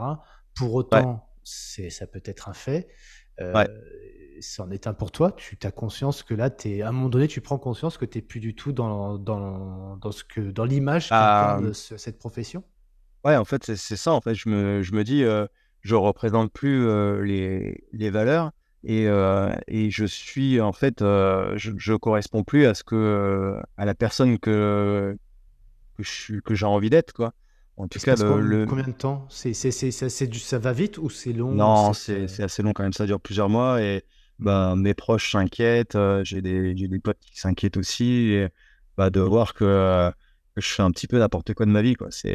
Mhm. Ça part un petit peu dans toutes les directions et je suis plus trop vraiment maître de ce que je fais et ouais, ça devient très compliqué. Et Enfin, c'est délicat, hein, mais comme non, je t'en prie. j'ai quelques sportifs, même amateurs, que j'accompagne et qui me racontent ces histoires-là. Et moi qui n'ai jamais vécu ça, alors peut-être nos auditeurs, Ouais, certains ont vécu comme toi, ils se reconnaissent dans ce que tu dis, mais d'autres qui, comme moi, n'ont jamais connu ce chemin obscur ou cette descente, vers quoi tu peux mm, nous dire les mots qui te viennent à l'esprit d'ailleurs. ouais, Euh, c'est quelque chose qu'on a du mal à comprendre. Tu vois, j'imagine, je suis le papa d'un de mes enfants qui est à ta place. J'ai du mal à comprendre, tu vois, ça. J'ai du mal à concevoir qu'on peut tomber comme ça dans ce. bah, en fait, Qu'est-ce qui se moi, passe la dans ton démarche, cerveau, dans. l'état d'esprit, en fait, c'est que j'arrive pas à reprendre le pied de ces choses qui m'ont atteint au plus profond. Mhm. Donc voilà, ces Malgré deux. les collègues qui sont là, la discipline, les couleurs, tu vois, Ouais, de ouais, reporter, ouais, tu mais ça, sais, tu portes la tenue, tout ça, ça te fait pas sortir non, de ce mal-être intérieur, quoi. non, pas du tout, hein. Non, non, non, Non. c'est tout le temps en moi, tu vois. Et à l'époque, je commence à fumer, tu vois, mais genre, je fumais comme un pompier, là, c'était vraiment le cas, quoi. Je fumais plus d'un paquet de clopes par jour, quoi, t'imagines? J'étais tout le temps une clope au bec et clac, clac, clac, j'en pouvais. Ouais, ouais, à un moment donné, je t'en parlais l'autre jour, je commençais en fait à avoir une grosse douleur au genou. Dès que je Mhm. commençais à faire du sport, je me tapais des épanchements synoviales au niveau du genou et je pouvais plus faire de sport. Donc déjà, j'avais plus mon exutoire Mhm. parce que le sport, moi, pour moi, ça a toujours été ma soupape. Mais tu vois, Depuis que je enfin, suis tu as une gamin. perte de. Comment on arrive à. C'est ça, je repose la question, tu vois, Mais parce que c'est. c'est Comment on arrive progressif à en avoir fait. cette perte. Mais ouais, c'est C'est dingue, comment on arrive à progressif avoir en fait. cette Au perte de départ, contrôle, tu vois. tu sors pour oublier. Après, Ouais. tu picoles pour oublier. Et puis après, des fois, tu te retrouves même à picoler tout seul chez toi pour oublier aussi, quoi. Et Mhm. en fait, c'est ce cheminement-là que essayer d'arrêter de penser Mhm. et essayer de chanter un peu toutes ces, Et toutes tu n'y ces arrives pas. mauvaises. Et en fait, j'arrive pas. Et ouais, c'est très compliqué. J'ai des idées un peu noires. Ouais, Mhm. c'est très compliqué. Et j'ai pas vraiment quelqu'un à qui me confier en fait à l'époque. Tu vois, j'ai Mhm. pas un super pote, super proche à qui je peux dire tout ce que je ressens, tout Mhm. ce que j'ai au fond de moi. Et je garde en fait énormément de choses pour moi. Et, Mhm. euh, et ça, c'est quelque chose que j'ai appris depuis, c'est que maintenant, dès que j'ai un truc sur le cœur, ça sort direct. Je garde Mhm. plus rien pour moi. Et que ça plaise ou que ça plaise pas, tu vois, que ce soit pour moi ou quelqu'un au qui Mhm. j'ai une pensée, tu vois. On me dit souvent, putain, t'es brut de décoffrage quand même. Et en fait, c'est aussi par rapport à ça, parce que pendant une époque, pendant des mois et peut-être des années, Mhm. j'ai gardé des choses au fond de moi. Et à un moment donné, ça fallait que ça sorte, fallait que ça. Et comme si j'arrivais pas à sortir, ben voilà, c'était inhibé par tout ça. Et qu'est-ce qui s'est passé? C'est quoi les processus entre ce moment où tu n'arrivais pas à te confier, à parler? Parce que j'imagine quand même qu'il y a des gens qui te tendaient des perches, mais bon, toi, tu voulais peut-être pas, ou c'était pas les bons moments, les bonnes personnes. Et aujourd'hui, comme tu dis, bah, c'est maintenant, je dis ce que je pense, je fais sortir mes émotions. Ça a été quoi le Ouais. processus pour arriver de cette étape d'avant à celle d'aujourd'hui? C'est un voyage, c'est quoi? Bah C'est une oui, personne, c'est c'est une long. rencontre, ou c'est Non, je long, comme pense pareil, que je pense que c'est c'est long. je pense que c'est la maturité en fait. Ouais. C'est l'enseignement que j'en ai tiré de me dire que en fait on a trop tendance à garder les choses pour soi quand ça va pas. Moi, j'ai vraiment enfoui plein de trucs et à un moment donné, il y avait plus de place, quoi. Donc, Un c'est un trop peu plein. l'image que j'ai, ouais, un trop-plein où à un moment donné, bon, voilà, faut que ça sorte, il faut la soupape, quoi. Ouais. Qu'est-ce qui se passe? C'est quoi le truc là pour sortir un peu de cette sombre période? De cette sombre période, en fait, c'est un voyage. Et c'est le voyage qu'on parlait tout à l'heure, c'est le voyage à Bali. Pourquoi Où, qu'est-ce qui déclenche ce voyage en fait? Tu non, alors en dis fait, le non? voyage à Bali, il est là un petit peu comme tous les voyages que j'ai pu faire depuis le début. Tu vois, c'est C'est ça, un, ouais. un à deux voyages par an. Voilà, c'est l'heure de mon voyage. Ah. Merci, au revoir. Je m'en vais pendant 4 semaines. Je me la couler douce à Bali, quoi. Hmm. Et là, en fait, il va y avoir vraiment une révélation. La révélation, c'est que je vais découvrir l'apnée, en fait. Et je vais prendre un stage, un cours, un baptême de découverte de l'apnée en profondeur. Et je suis sur une île, en fait, au large de Bali, qui s'appelle Gili Trawangan. Et à l'époque, les clubs d'apnée, comme on peut les connaître aujourd'hui, ils sont beaucoup moins présents sur le globe. C'est vraiment compliqué pour découvrir l'apnée. Et là, par chance, sur l'île où je me trouve, et ben, il y a un club d'apnée qui peut me faire découvrir l'apnée en profondeur, quoi. Et c'est ça qui va un petit peu me faire renaître, entre guillemets. Quand tu prends ton avion, Tu sais pas encore qu'il va y avoir tout ça. Non, non, T'es non, pas pas dans du cet tout. Non. état-là quand t'es dans l'aéroport, dans l'avion, t'es dans quel état et c'est sous l'eau d'un seul coup que tu commences à avoir cette Ouais. illumination entre guillemets, ce réveil, cette renaissance comme tu l'as dit. C'est Ouais. comment ça Alors se en fait, je déclenche pense ça? que juste pour pour Mhm. remettre un petit peu dans le contexte, tu Mhm. parlais du Grand Bleu tout à l'heure au début de l'épisode. Et en fait, moi, le Grand Bleu, j'ai eu la chance de le visionner très très tôt. J'avais 5 ans, 5 6 ans, peut-être la première fois que je l'ai eu. Donc, moi, je suis de 87 et le film, il est sorti en 89. Donc, je suis pas de la génération Grand Bleu, mais j'ai eu la chance de le voir très très tôt. Et en fait, c'est un film qui m'a absolument bouleversé. À l'époque, quand je regarde, ben, tu sais, c'est l'époque des cassettes VHS. Je rentre de l'école, je mets la cassette du Grand Bleu à la télé et et je le regarde en boucle pendant des semaines et je repars, tu vois, de là où je m'étais arrêté la veille et je recommence, etc. Et ma mère, elle me dit que j'ai fumé la cassette tellement je l'ai regardée, quoi. Et c'est en fait, à ce moment-là, l'apnée, voilà, c'est un rêve, c'est imaginaire, c'est des images, c'est le film. Après, un peu plus tard, dans mon adolescence, je commence à avoir Internet, donc ça me trotte quand même pas mal longtemps dans la tête, tu vois, cette histoire. Et je vais recommencer à regarder les records de Jacques Mayol, etc., moi à 100 mètres, et j'imagine des mecs aller à 100 mètres de profondeur, je me dis, waouh, mais c'est complètement dingue, quoi. Et du coup, il y a eu cette histoire d'apnée que j'ai aussi un petit peu emporté avec moi quand je faisais la natation, parce que la natation pendant plus de 10 ans, avec un prof qui m'engueulait souvent parce que je passais plus de temps à, à gratter les carreaux plutôt que de nager à la surface. Donc, j'étais souvent en bas, voilà, faire comme ça le cachalot. Et du coup, voilà, l'apnée m'a toujours attiré, mais j'ai pas eu l'occasion de le découvrir plus tôt, en fait, tout simplement. Mhm. Et ce jour-là, bah, en fait, voilà, le destin m'a réuni avec l'apnée, quoi. Le destin a mis l'apnée sur mon chemin et à partir du moment où j'ai testé, bah, c'était ouais, c'était parti, quoi. Et avant de tester l'apnée, moi, je m'étais dit, après être pompier, je deviendrais prof de plongée, tu vois, plonger en bouteille. Sauf que quand j'ai découvert l'apnée, je me suis dit, mais non, jamais de la vie. Je veux pas faire de la plongée bouteille, je veux faire de l'apnée. Et d'ailleurs, depuis que j'ai fait mon premier diplôme, mon premier baptême d'apnée, j'ai quasiment jamais refait de plongée sous-marine. Donc voilà, il y a eu vraiment un déclic et une sensation sous l'eau de waouh.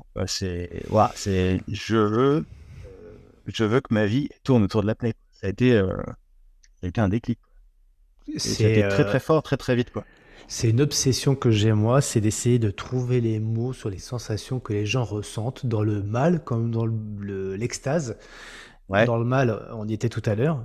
Décrire ces moments-là, c'est pas évident. Mais alors là, pour le coup, décrire ce que tu ressens au moment où tu es en apnée, où tu fais ce baptême, est-ce que tu es capable de mettre des mots là-dessus, de dire ce qui se passe dans ton corps, dans ton cœur, dans ta tête, dans, je sais pas, dans tout ton être, qu'est-ce qui se passe, quoi? Ben, à l'époque, non, je pense que tu m'auras interviewé juste après. Alors, Mathieu, c'était comment? Bah, je t'aurais Mm. dit, waouh, truc de fou, c'était super. Et bah, maintenant, ça fait plus de 10 ans que je pratique cette discipline, donc j'ai du recul par rapport à tout ça. Et puis, bah, Mhm. je suis passionné par ma discipline. Donc, ouais, je sais ce qui me fait vibrer. Et, euh, et c'est un petit peu, bah, déjà, c'est cette connexion avec soi qu'on peut avoir en apnée parce que, en fait, voilà, faut rappeler, c'est le seul sport où pour performer, tu te prives d'une fonction vitale. Et ça a un impact énorme sur ta façon de penser, sur ta façon d'être sous l'eau. Tu es vraiment dans un mode introspection où tu vas. En fait, l'apnée, c'est plonger à l'intérieur de soi, tu vois. Jacques Mayol disait la plongée en bouteille, c'est je plonge pour observer l'environnement avec mes yeux, tu vois. Donc, je regarde vers l'extérieur. Et l'apnée, c'est je plonge pour regarder à l'intérieur de moi. C'est vraiment, c'est hyper puissant, quoi. Moi, ça a été un outil de développement personnel qui a été juste fabuleux. Mais ce que je disais tout à l'heure, dans le développement psychologique et mentale, mais aussi dans les sensations que je vis sous l'eau, quoi. Chaque immersion est un voyage, quoi. Un voyage dans le voyage, quoi. Ce qui est dingue, c'est que en fait, arrêter de respirer et s'éloigner de la surface, et en fait, c'est comme si tu ouvrais une porte vers une dimension que tu choisissais, tu vois. C'est un voyage dans une autre dimension, en fait. Et c'est ça que j'adore, quoi. C'est que je me retrouve, en fait, dans mon monde quand j'arrête de respirer, quand je mets la tête sous l'eau, et ça me procure des sensations de bien-être fabuleuses. Donc, c'est toujours difficile de décrire des sensations, mais là, c'est C'est vraiment, très ouais, difficile et en même temps, c'est ce que j'aime et que je vais ouais, explorer avec toi parce que pour essayer de faire ressentir ça justement à ceux qui nous écoutent et qui ont envie pas de comprendre, mais d'essayer de ressentir ce que toi tu bien nous évoques au travers de tes paroles, bien sûr. que nous on va entendre avec notre tête, mais qu'on va essayer de ressentir dans notre corps. Euh, Tu t'arrêtes de respirer. Ouais, Et ça te met t'es dans une quête intérieure, de recherche intérieure, des sensations nouvelles. ouais. Pour nous aider, il n'y a pas très longtemps, j'ai été interviewé François Duforez, spécialiste européen en sommeil et donc qui est à la base un physiologiste, hein, docteur bien connu, et qui nous Mhm. expliquait justement que cet état dans lequel tu es en train de nous emmener, c'est un petit peu l'état de grâce, c'est-à-dire cette capacité qu'a le sportif, on en parle beaucoup dans le sport, mais finalement on le vit Euh, tous, chacun dans notre vie, parfois en s'en rendant compte, souvent en ne s'en rendant pas compte, c'est qu'à un moment donné, dans un espace-temps qui est celui que tout le monde connaît, les secondes défilent, nous, on a la capacité intérieure, dans notre cerveau, dans notre corps, dans notre être, d'avoir une distorsion du temps qui fait mhm. que tout se Ouais, ralentit, ou tout à tout fait. peut s'accélérer. Exactement. Ouais, Et ça, c'est magique. ouais. Alors, c'est ce qui se passe la nuit Yes. hein, quand on rêve et on s'en rend pas compte. Ouais, Mais cet état de flow, on cet peut le état de vivre, ouais. grâce, on peut le Ouais, vivre, de cet état de vivance, on pourrait dire plein de termes d'ailleurs. ouais. Et c'est ce que tu es en train de me raconter. Alors Ouais, mais justement, tout à fait. J'allais en parler, en fait, eh parce ben que, super, super. ouais, On va en parler. C'est pour connecter le truc, tu vois là, c'est le côté scientifique de la chose, mais avec toi, c'est avec le côté immersif et ouais. pratique de la chose. Euh, Avant de te mettre en immersion, qu'est-ce que tu fais? Alors tu vas me dire, oui, il y a les entraînements, il y a tout ton entraînement, ta discipline évidemment, mais les Si on secondes, devait dire les ouais, derniers instants avant ouais, de plonger, tu veux dire? ouais, Alors, bah, en fait, avant de plonger, ce que je vais faire, c'est que je vais mettre mon corps en état de sommeil, quoi. Donc, je vais ralentir grâce à la respiration mon rythme cardiaque. Je vais ralentir, enfin, je vais toutes les tensions musculaires qu'il peut y avoir sur tout mon corps. Je vais faire un scan corporel des pieds à la tête pour venir scanner en fait toutes les tensions musculaires qui peuvent apparaître sur le corps. Et je vais venir comme ça me mettre dans un état de relaxation hyper profond. Ensuite, il y a des exercices de respiration qui viennent ralentir le rythme cardiaque, ralentir le flot des pensées. Et en fait, le fait de se concentrer sur la respiration fait que tu te connectes euh, extrêmement fort à toi. Donc, la respiration, c'est vraiment ce que je dis toujours, c'est le pont entre le corps et l'esprit. C'est vraiment une manière d'accéder euh, à son flow intérieur, quoi. Et on essaye, on arrive en fait, grâce à la respiration, on est dans une forme vraiment de méditation. Quand je plonge, c'est un instant méditatif, je suis dans une bulle méditative en fait. Et donc, je suis encore à la surface, et c'est vraiment ça que j'essaie de faire, de mettre comme si j'allais progressivement m'endormir en fait, et pour que mon corps consomme le moins d'énergie possible une fois arrivé sous l'eau, quoi. Est-ce que tu fais la même chose le soir quand tu te mets dans ton lit pour cette fois-ci, par contre, t'endormir? C'est la même technique que tu fais ou non, tu penses pas à ça? Non, alors dans mon lit, je vais utiliser d'autres techniques, comme la cohérence cardiaque, la respiration Ah, carrée, ce genre de choses. donc tu utilises des techniques aussi pour Oui, oui, oui. t'endormir. C'est vrai? Ça peut arriver, ça peut arriver. Alors, je le fais pas tout le temps. Je le fais si je galère un petit peu. Je Et ça l'utilise, marche? et ça marche super bien. Ouais, ouais. D'ailleurs, quand je fais des siestes, tu vois, j'utilise 5 minutes de cohérence cardiaque Mhm. Ensuite, je fais 15 à 20 minutes de sieste et je reviens. C'est comme si j'avais dormi, je sais pas, presque une nuit, tu vois. Et je suis revigoré et c'est super puissant. Ouais. La C'est. respiration, je l'utilise et j'ai toujours eu Ouais. un espèce d'attrait comme ça envers la Mhm. respiration. Ça m'a toujours Mhm. un petit peu passionné, en fait, ce qu'on pouvait faire avec la respiration parce que je me suis rendu compte rapidement, même quand j'étais pompier, que grâce à la respiration, on pouvait obtenir euh, des états un peu modifiés.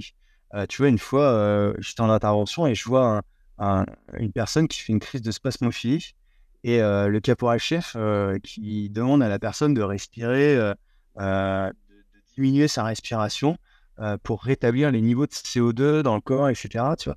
Et je me dis, mais qu'est-ce qu'il est en train de faire? Grâce, il a guidé sur un exercice de respiration et la personne, elle a réussi à retrouver son calme alors qu'elle était en train de trembler, paniquer dans tous les sens. Et je me suis dit, waouh, c'est quand même assez fabuleux ça, cette histoire de respiration. Ouais. Et puis, tu vois, quand tu as froid, tu peux gérer avec ta respiration, tu peux gérer ton froid, tu peux te dynamiser, tu peux arriver à t'endormir. Les femmes qui accouchent, alors on a un travail de respiration aussi qui est dingue. Enfin, la respiration, elle est quand même au centre de notre vie. Alors Et on oui, a... et je me permets à ce moment-là parce que j'entends toutes les petites voix intérieures de tous ceux qui nous écoutent. Ouais. Premièrement, est-ce que ça marche vraiment ce qu'il est en train de me dire? Ça a l'air tellement simple. Deuxièmement, parce que tu sais, c'est un peu, oui, j'entends aussi, ah oui, c'est comme l'hypnose, c'est comme l'auto-hypnose, mais à chaque fois Ouais. que j'ai essayé, ça marche pas sur moi. Ou alors, oui, mais l'hypnose, je n'y crois pas de toute façon, ça marche pas vraiment. Tu vois, toutes les barrières qu'on se met tous, Ouais. euh, toi, tu es en train de nous dire, oui, ça marche, mais Ouais. comment tu fais toi pour que ça marche sur toi? Ben, en fait, c'est comme tout, quoi. Ça se pratique, en fait. C'est pas une baguette magique, quoi. C'est pas, j'essaie une fois et ça marche pas, ça veut dire que ça marche pas. Ah, En fait, moi, je le hmm. pratique depuis plus de 10 ans et quasiment tous les jours, en fait. Alors, Donc, ok. euh, On va être vraiment dans la pédagogie pour les gens là-dessus, avec toi, mais avec ton expérience, parce que mais- petit 1, réécoutez si vous voulez ou pas d'ailleurs, mais je vous ai vraiment réécouté l'épisode avec François Duforez. Vous avez le docteur, le chercheur, qui vous dit de façon très simple tout ce qu'on va vivre maintenant avec Mathieu. Mais comme tu nous le dis, Mathieu, ça se fait pas en un claquement de doigts. ouais, Donc, quand toi, on va revenir du coup à Bali, ouais, où tu as cette première expérience, tu as ton déclic, et là, tu as peut-être une prise de conscience que cette respiration, parce qu'on sait d'où tu viens juste avant, hein, t'es dans le black, t'es dans le down, t'es dans le dark, ouais, t'es pas bien du tout, tu fumes, tu bois, ouais. et tu nous dis pas tout, j'imagine qu'il y a bien pire que ça. Euh, on a bien senti que t'es pudique et tu nous diras pas tout, pour autant chacun est libre d'imaginer tout ce qu'il a pu faire.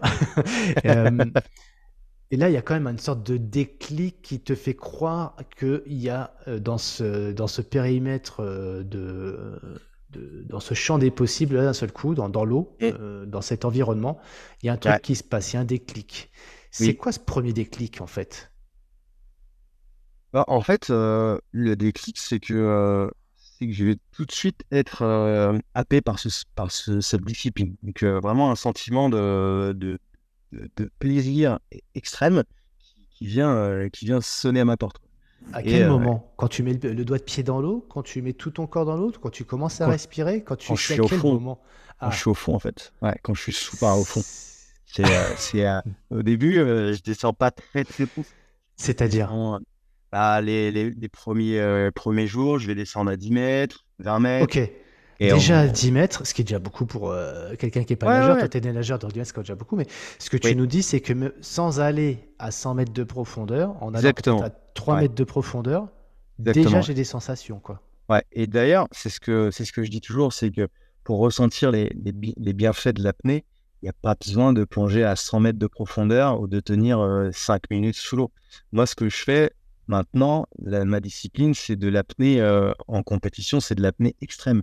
Mais il y Hmm. a 90% des gens qui font de l'apnée, ils le font pas pour la compétition, ils le font pour le bien-être, en fait. Ils le font pour le développement des capacités respiratoires, des capacités cognitives, de ce qu'on peut développer en fait sous l'eau.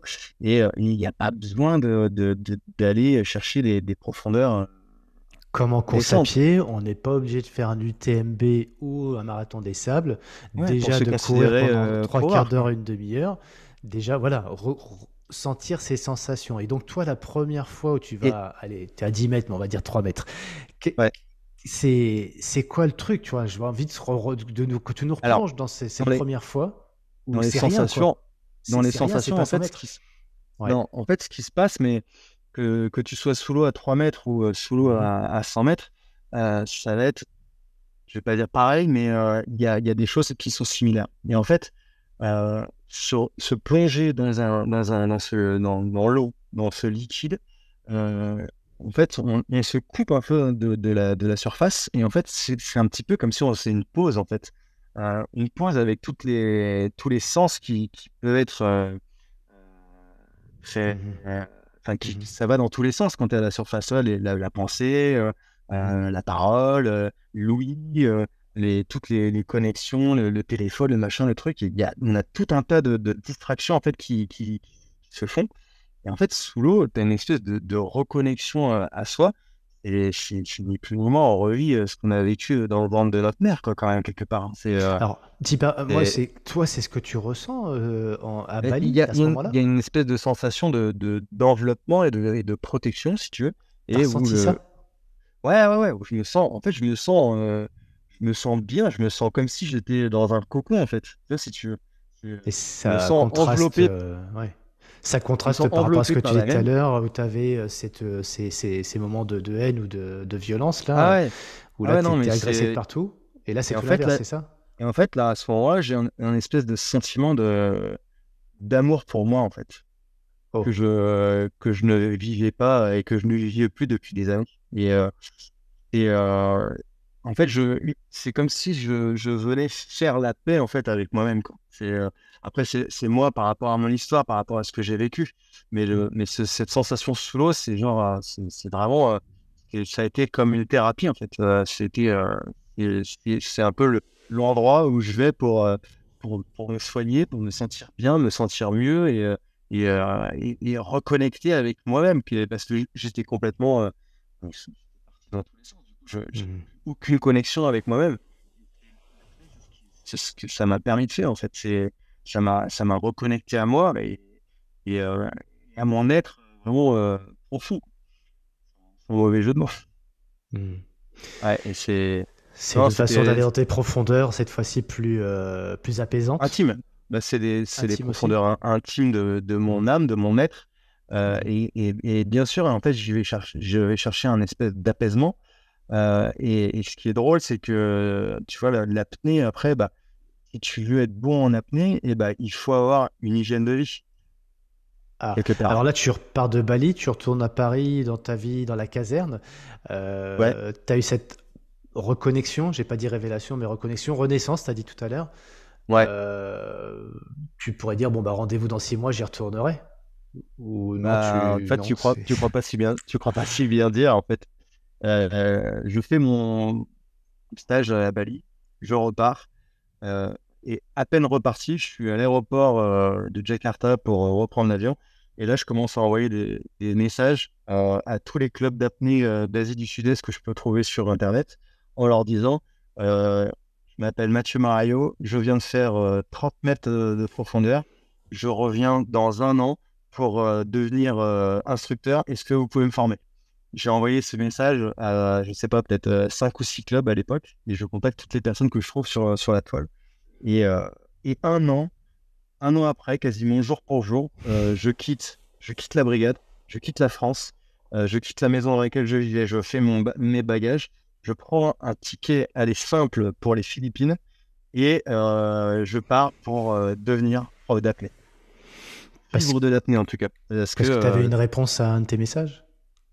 ouais, ouais, il y a quelqu'un qui m'a répondu, Jean-Paul François, un Belge, il y a une école aux Philippines. Et en fait, je voulais ouvrir un nouveau chapitre complètement vierge. Donc, c'est pour ça que j'ai choisi les Philippines parce que je voulais un pays dans lequel j'avais jamais été. Et les Philippines, c'était voilà, c'était choisi. J'avais jamais été. il y avait la possibilité de passer tous mes niveaux et de devenir instructeur. Et ça a été vraiment le redépart, le renouveau. Et c'est là-bas que ça a recommencé. Que On l'apnée dit, a commencé pour moi. ben on va découvrir ça juste pour comprendre un peu la transition de cette année, comment tu as réussi à... alors, bon, j'allais dire, comment tu as réussi à patienter pendant un an, mais finalement, si tu n'avais pas eu cette audace d'envoyer tous ces messages, peut-être que ta vie n'aurait pas changé et tu serais resté Ouais. dans une vie, enfin voilà, celle qui était celle d'avant. Donc, tu as eu cette audace de faire ces mails, plusieurs mails, et il y a eu une réponse. Mais comment ça s'est fait la transition entre le Bali et les Philippines alors? Entre Bali et les Philippines, bah, ouais, c'était compliqué. Je suis rentré en France et Mhm, puis je suis revenu dans ma brigade et puis bah, j'ai un peu attendu que ça se passe, quoi. Et mhm, ouais, que j'arrive en fait à finaliser tout ça, quoi. mhm. T'avais décidé que enfin, ça devait s'arrêter en tout cas, la brigade, Ouais, pour passer à cette nouvelle vie, quoi. ouais. Il fallait vraiment que ça cesse. Et puis surtout, j'avais trouvé un peu comme presque une lumière au bout du tunnel, tu vois, à laquelle Ouais. je m'accrochais en fait. Et cette lumière, c'était ma motivation, c'était vers ça que je voulais aller et ça m'attirait en fait. C'était magnétique en fait. C'était vraiment, c'était viscéral quoi. Il fallait que je fasse ça en fait. C'est comme si on m'appelait pour une mission en fait. C'est ni plus ni moins. C'est vraiment, j'ai eu cette sensation-là, tu vois. C'est genre, il faut que je fasse ça. Et Comment ils c'était, ont réagi, les parents, les gens non, qui comptaient pour toi en tout cas? bah, je pense qu'ils ont eu le temps de s'y faire parce que non, j'ai eu le temps de les bassiner avec cette histoire. Et puis ils ont vu que bah, je lâchais pas l'affaire et que c'était encore aussi présent un an après que quand je suis revenu de ce voyage. Bah, mes proches, ça les a un peu ennuyés parce qu'ils savaient que j'allais partir, Mmh. qu'on n'allait pas se voir avant longtemps. Parce qu'en plus, au départ, je pars avec un billet simple Mmh. et je leur dis, je sais pas quand est-ce que je vais rentrer en fait. Et donc, pour mes parents, c'était dur. Pour moi aussi, hein. Mmh mh. Ça a été une épreuve quand même parce que à l'époque, bah, ouais, je suis quand même proche de mes parents, je suis proche de mon frère, je suis proche de ma sœur et c'est un départ qui se fait quand même. Ouais, c'est quand C'est un même un peu douloureux, déchirement. quoi. Ouais, Ouais, ouais, ouais. parce que moi, dans un sens, je sais pas quand est-ce que je rentre, quoi. Mais je sais que quelque part, c'est pour mon bien. Et mes parents, ils le savent aussi que c'est pour mon bien. Parce que ils voient un petit peu l'univers, un petit peu enfin, ce qui se passe quand même. Ils sont pas dupes. Ils savent que Mmh. voilà, Mmh. Mmh. je brûle le cierge des deux côtés. Et quelque part, ma mère, elle est contente finalement que je prenne cette décision-là parce que c'est dur pour elle, parce qu'elle va pas me voir, mais elle dit, mais c'est bien pour moi, donc elle est quand même Mmh. heureuse, quoi. Et elle me dit, Ouais. fais-le, mon fils, Mmh. vis ta vie, quoi, de toute façon, parce qu'elle me dit toujours, fais pas des enfants pour soi, il faut que tu vives pour toi et Mmh. il faut pas avoir de regrets, donc va aux Philippines et éclate-toi, quoi. Et alors les Philippines, c'est plus, et moins par rapport à Bali? En quoi c'est plus, en quoi c'est moins? Non, c'est plus plus. Ah ouais? Ouais, ouais, j'ai adoré les Philippines. Mmh. Alors, je suis parti pendant 8 mois, le premier coup. Mmh mh. Je passe mes niveaux de plongée en apnée comme on pourrait passer les niveaux de plongée en bouteille. Donc, Mmh. niveau 2, 3, 4, jusqu'à instructeur. Et à chaque niveau, tu vas un peu plus profond, tu apprends un peu plus sur la physiologie, tu apprends un peu plus sur les connaissances, etc., etc. Et je deviens en fait instructeur au bout de quelques semaines, au bout d'un mois, je deviens instructeur et je commence du coup à travailler dans ce shop aux Philippines en tant qu'instructeur d'apnée pendant plusieurs mois. Donc, Avec Jean-Paul? ouais, avec Jean-Paul qui m'embauche direct. Il y a un super contact, super feeling. Ouais. On Mmh. devient très vite potes. Mmh. Moi, j'ai toujours eu des très bons contacts avec les Belges. Je me suis toujours bien entendu avec les Belges. Donc, voilà, c'est l'amitié aussi qui démarre.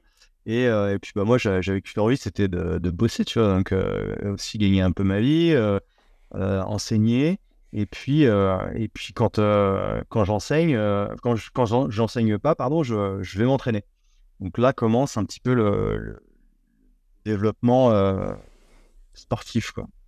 Parce que voilà, moi j'ai toujours eu un petit peu quand même cette flamme du compétiteur, du challenge, du dépassement, aller toujours m'améliorer, performer. Voilà, c'est des mots, c'est des choses qui sont toujours à compter et qui ont toujours fait un peu partie de moi, quoi. Depuis que je suis gamin, ça a toujours été comme ça, quoi. Donc, quand j'enseigne pas, je m'entraîne et je progresse assez vite. Euh, je pense 40 mètres, 50 mètres, 60 mètres. Et j'arrive rapidement à des profondeurs assez conséquentes, assez importantes.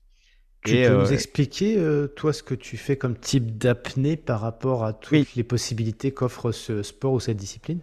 bien sûr.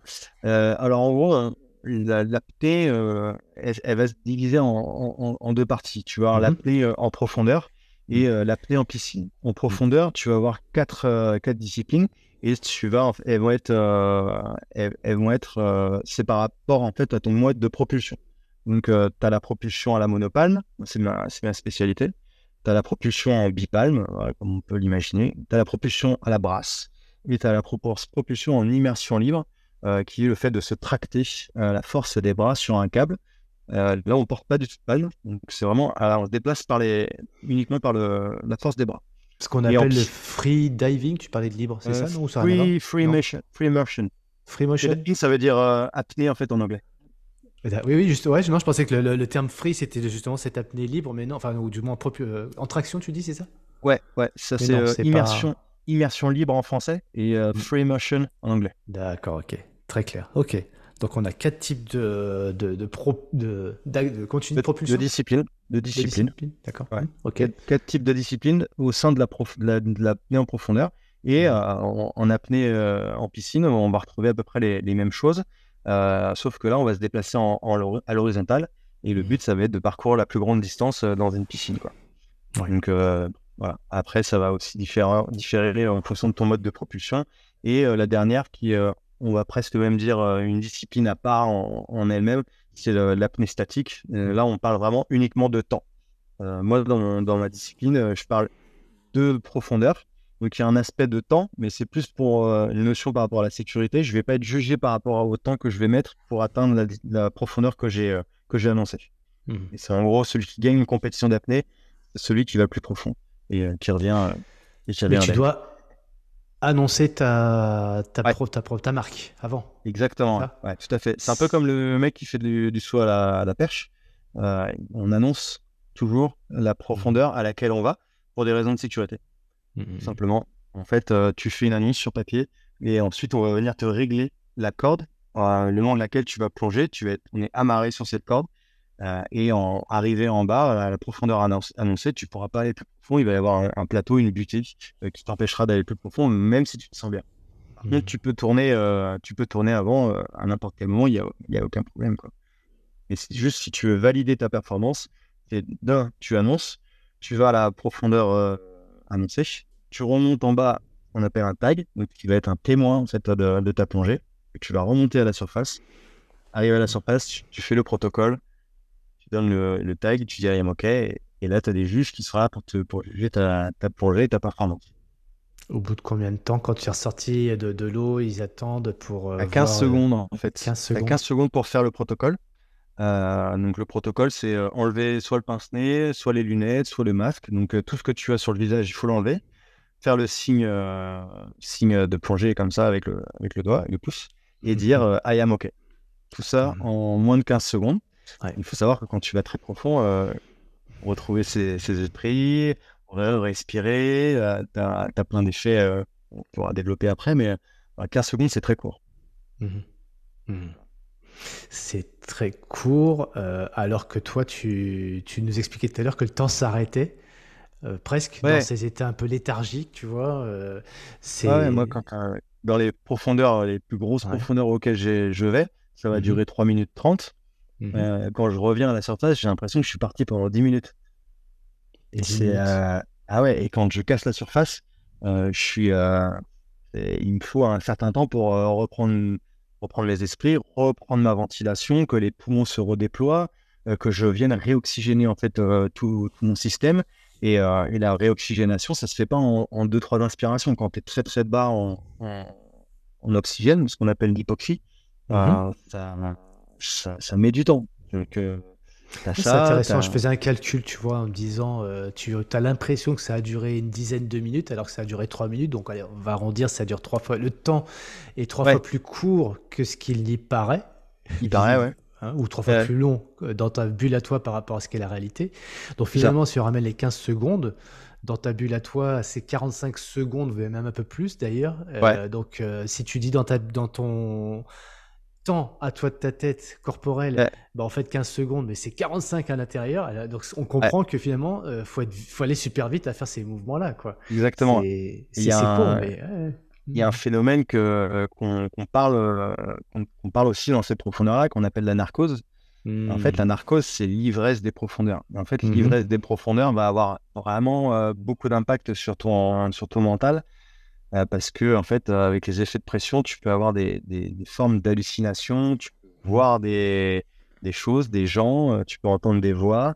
Alors, moi, j'ai eu quelques petites anecdotes comme ça, assez sympas ou des fois assez flippantes, quoi. Donc, ça, en fait, ça va vraiment aussi dépendre de ton état psychologique à la surface. Tu nous Tu vas racontes? avoir, ouais, Tu n'en sais une? C'était où là? C'était quoi? Sur quelle compète? À quel endroit? Et qu'est-ce qui s'est passé? je vais te dire la dernière Mmh. que j'ai vue, c'était au championnat du monde. C'était où? Euh, C'était à Roatan, donc c'est une île au Honduras, en Amérique Mmh. centrale. Je pars pour la plus grosse plongée de l'année, celle pour laquelle je me suis préparé, c'est la plongée des championnats du monde, 110 mètres de profondeur, euh, 3 minutes 30 d'apnée au total. Moyenne de propulsion, la monopalme. Donc, ouais, comme je disais, c'est ma, c'est ma spécialité. Et en fait, la narcose, elle intervient une fois que tu es très profond. Donc moi, souvent, c'est une fois que j'ai touché les 110, je prends mon tag et je commence à remonter. Quand je commence à initier la nage de la remontée, c'est là que je commence à avoir des narcoses. Et là, ce jour-là, donc sur les compétitions en apnée, maintenant, les grosses compétitions comme celle-ci, on est filmé par un drone qui nous suit sur toute la longueur, enfin toute la descente et toute la remontée. Et ça, c'est projeté sur les réseaux en direct live. Ouais. Donc ça, c'est un truc en plus pour bien te faire monter la pression. Et bah, moi, évidemment, je sais qu'il y a ce fameux drone, je sais que j'ai des gens qui me regardent, il y a des proches, etc., etc. Et cetera. Et en fait, dans ma narcose, je vois mes deux petites nièces devant leur télé en train de me regarder. Alors, mes deux nièces, elles comptent énormément pour moi, évidemment, tu vois. L'une, elle a 7 ans, l'autre, elle a 5 ans. Et dans ma narcose, donc je suis conscient, je suis pleinement conscient de ce qui se passe et je suis pleinement conscient que je suis en train de vivre une narcose. Et là, en gros, je vois mes nièces assises sur leur canapé en train de me regarder. Une projection de fou, quoi. Et là, je me prends un truc en mode, waouh, putain, bon, va falloir être solide, va falloir être bon, parce que là, t'as des petites pièces qui sont en train de te regarder, va pas falloir déconner, tu vois. Et, euh, et ça, tu le contrôles pas, tu le maîtrises pas du tout, en fait. C'est une pensée qui vient comme ça aurait pu être complètement autre chose, tu vois. Et des narcoses, j'en ai vécu pas mal. Et sur celle-ci, là, si on reste là-dessus, tu es en train de refaire ta remontée, tu as Ouais, t'es d'entre deux, entre ton état, toi, réel dans lequel tu es, et puis cette vision, cette visualisation. Tu ouais, remontes, oui, la ouais, je pensée disparaît à continue. un moment donné, Elle disparaît, tu... ouais. Ouais, ça s'estompe, ça repart. Et Ouais. puis après, bah, il y a cet état quand même un petit peu léthargique sur la pression, parce que là, je te parle d'un truc, on est à plus de 11 bars de pression. Là, on a 1 bar de pression atmosphérique à l'air libre, donc c'est plus de 10 fois. Donc ça a un impact sur le corps, sur les poumons, sur la pensée, sur le rythme cardiaque. Enfin, il y a tout un tas de choses physiologiques qui viennent se passer, se produire, donc le réflexe d'immersion, etc. Je ne vais pas tout développer parce que ça pourrait prendre très longtemps, mais en tout cas, auprès de la narcose, ouais, c'est ce que je disais juste avant, c'est que ton état psychologique il va induire cette narcose. C'est-à-dire que si je pars et que je suis stressé, si je pars et que j'ai peur, et ben en fait, les narcoses, elles vont être un peu plus dark, tu vois, un peu plus flippantes, un peu plus angoissantes. Et tout ça, enfin, la fatigue, l'obscurité, le froid, c'est des facteurs qui peuvent augmenter les effets de la narcose. Mais à 110 mètres, tu sais que dans tous les cas, tu auras une narcose. Parce que c'est des profondeurs où tu n'y échappes pas, quoi.